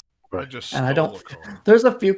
Yeah. Plus, you can steal cars. I didn't have as soon as I got out, it was like, hey, you need to pay X amount of money for this car, and I was like, well, my problem is my character is reflexes and cool are my main stats. So to jack cars, if they're locked, you need the body stat to be up, unless it's like a really crappy car. Plus, I'm just like, you know what? I just want my car to drive to me. That's just fun. That's cyberpunk and cool technology. Yeah. Just have my motorcycle show up and then have weird physics where it just almost flops over when it brakes all of a sudden as it gets even with you. Well, when I I like it. When I woke up, it was like, yeah, you need to go buy this car. It's like, well, I don't have enough money, but there's a car right beside it. Okay, I just go bash. I break the window, get in, and now I'm driving a car. So they're all called fixers in the game. Each kind of major kind of zone of the game has the fixers, but they really should be called used car salesmen or like Craigslist, because like when you first start the game, when you get to a new, kind of quadrant zone, whatever that you have not been to yet, the fixer of that area will call you and then immediately text you and say, I have this car for sale. Right. And then as you level up, more cars will become for sale. So I think pretty much every zone in the map now, I have at least 2 or 3 cars available that I could go buy if I wanted to, but they're all expensive, and I'd rather spend it on cool stuff like blades in my arms. I'm just saying. Yeah. I'd rather have the double jump or blades in my arms or any of those other things that also can be fairly expensive if you get the better ones, because a lot of them, they're all rarity based too, depending on which Ripper dock you go to. If you're in a better part of the city, it's the better you know, the orange level ones, or if you go to the first one that you get to in the game, those are all blue level for some of the ones that you get there. And they each have different stuff too, so some of them will offer different things. But yeah, like, oh, I can get a cool car, it looks neat, but I'll just keep driving the same motorcycle that I've had forever that's pretty good, and I can do whatever I need to on it unless I need a passenger. So if I need a passenger, I'll use this car. It's like I don't care that much. Yeah. Maybe later if I'm like swimming in money. But if you ignore the cars, you have plenty of money for pretty much any of the stuff you want. At least it seems like to me, as long as you're paying attention and like hacking money from things. Right. It's not too bad. No. I guess it just all depends on like what do you want to buy and how much of it do you want to buy, and do you want it right now, or do you feel like you earned it? Because I know like it's kind of like this in a lot of games where at first it feels like that, and then at some point you're just like, I have all the money, always more money than I could spend. Doesn't matter. This one I haven't hit quite that point, but it don't feel like I have not enough money either. It's like a decent balance. Unlike the crafting materials, the money seems all right.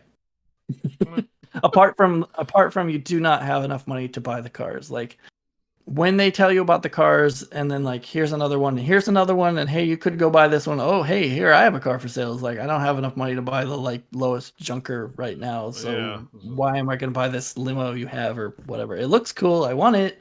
Maybe, but maybe I'll do another character who's the car collector. I don't know. Yeah. All right. So anything else about it? Any other thoughts on Cyberpunk before we wrap this? Let's see, I've talked about revolvers are awesome. Thought about this entire time was like, I think just because it's you know the next big thing, so it immediately makes it the next hot topic. But I honestly don't think with everything going on, it's anywhere near as disastrous as everyone, number one, is making it out to be, and number two, other games that we've seen in the past, like Anthem and like Fallout 76. Those two in particular come to mind that I think are far more egregious than this. Apart from it not running well on the base consoles, any of the bugs and stuff, it's like at least on PC where I've been playing it, it's way less buggy than you would think if you're from the outside looking at all of the crazy pile on that you're seeing right now. I think that's what sets it apart from the other games that's had bugs. It's just its inability to run good on Xbox and PlayStation 4, and the kind of shady, cover-uppy, weird, whatever you want to call it, thing that happened. I mean, it's almost like I don't know. Bethesda seems to do that a lot sometimes too. Yeah, or at least recently. But you know, this game, that's one thing. It feels like a Bethesda game in that it feels kind of like Fallout, especially with the way the loot system of you're just getting tons and tons of loot everywhere, and then you'll junk a lot of it or sell a lot of it, and then a few things you'll keep. It feels very much like a Fallout game in that way. Plus, being kind of a first-person perspective, it feels similar in some aspects. But it also feels like a heavy mix of that with Deus Ex, like the recent Deus Ex games. And there's a little bit of GTA, but not much of GTA. It's mostly kind of, if you took kind of Deus Ex and Fallout and like Bethesda Fallouts and mushed them together into a game, it kind of feels like that. Yeah, and I'd say here in a year, we probably won't even be talking. It'll be, I don't know how long it'll take them to update it. But I mean, I look at Bethesda and how long it took them to fix Fallout 76, and it's a totally different game than it is now. It's a lot better to play. If you haven't played it, go play it. It's actually really, really good now. Yeah, I think this is the same thing with both of those. It's similar, like, it's the way the video game industry is that, and it's slightly different reasons, but a game has to come out so somebody can make some money on it even before it's ready. And if you're lucky, they'll stick with it and they'll make a good, they'll fix all the things and make it a much better game over time. It's just sad that it has to happen that way. Yeah. I think unless they have someone interfering with them, CD Projekt Red, I still have enough faith in them that they're going to they want to fix their game, or at least the developers want to, because there's so much you can see in this game. There's so much just passion and love that was put into this game, and you can see it oozing out of every corner of just the amount of detail and the amount of just you could tell it's not, they didn't half-ass this game. They weren't allowed to finish it in the time that they needed. And it'd be interesting to know, like, in development when this version of the game was actually kind of started, because I'm sure the first year or two, a lot of that was just some experimenting, and then they actually got to here's what we want to do with the game, and then we'll put it together.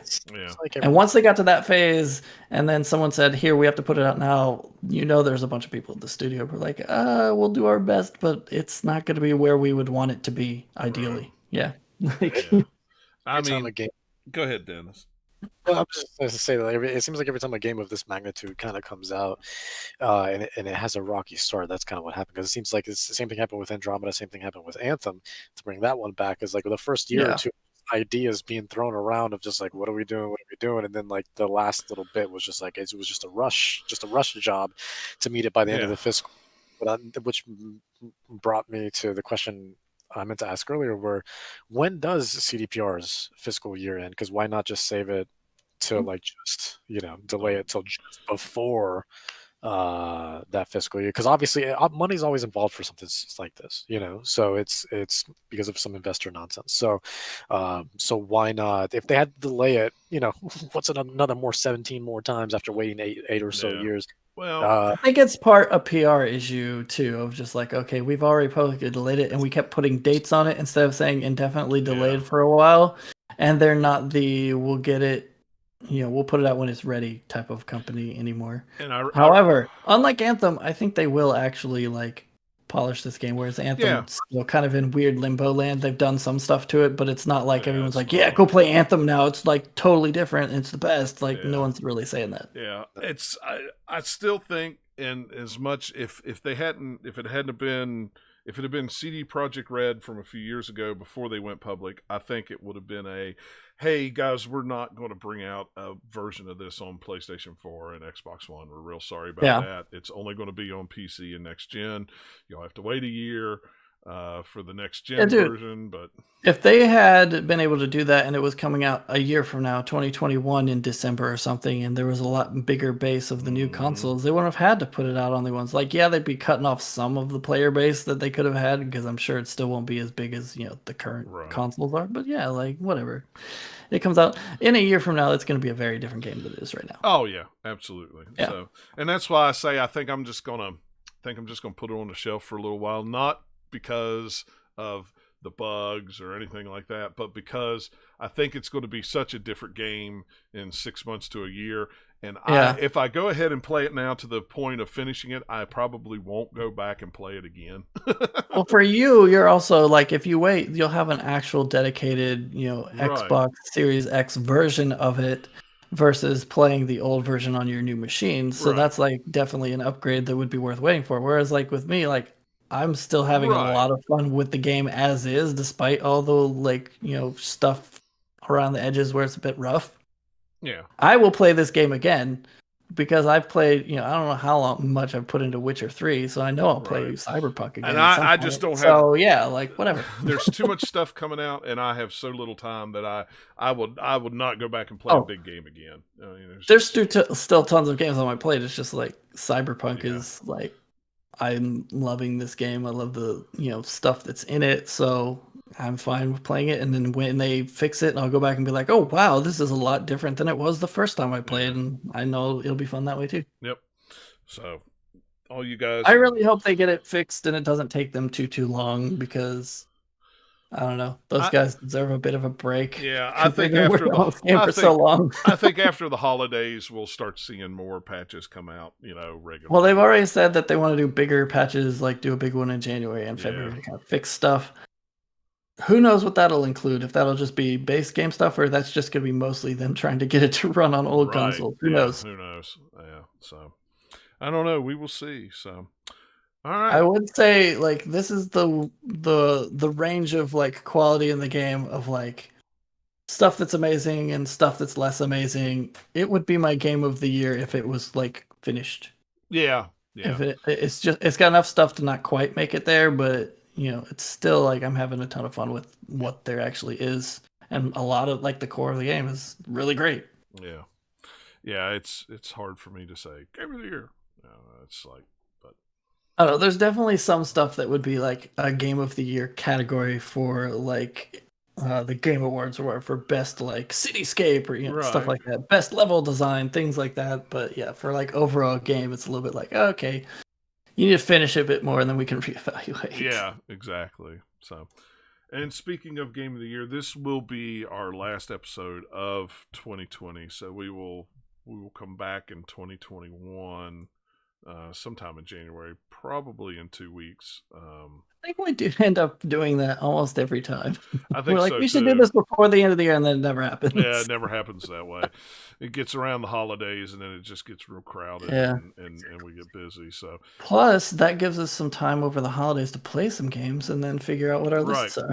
yeah. So that'll be the next show. And I like to say, I'm not sure exactly what date we will do it on. Just follow us on Twitter at GL_podcast. And we'll let you know when that goes live. If you want to come join us live, if not, at least you'll know when it's coming out on your podcatcher of choice. I think it's a good way to kick off 2021, anyways, just to kind of reflect on top 10. I think so too. Because there's not going to be a lot of news right after the first of the year anyway, so it's usually kind of slow. So it's kind of like, hey, what did you get for Christmas? What did you get on sale? What did you like that you played last year? Just makes sense to me. So. All right, guys. Well, thanks a lot for hanging out with us and listening on this little longer episode, and that's okay. But yeah, so like I say, just follow us and on Twitter or subscribe to us on wherever. You'll know when we go live, and you'll know when the next episode will be up. So, all right, guys. Well, thanks a lot for listening and hanging out with us, and we will catch you all next time. Take care. Bye, everybody.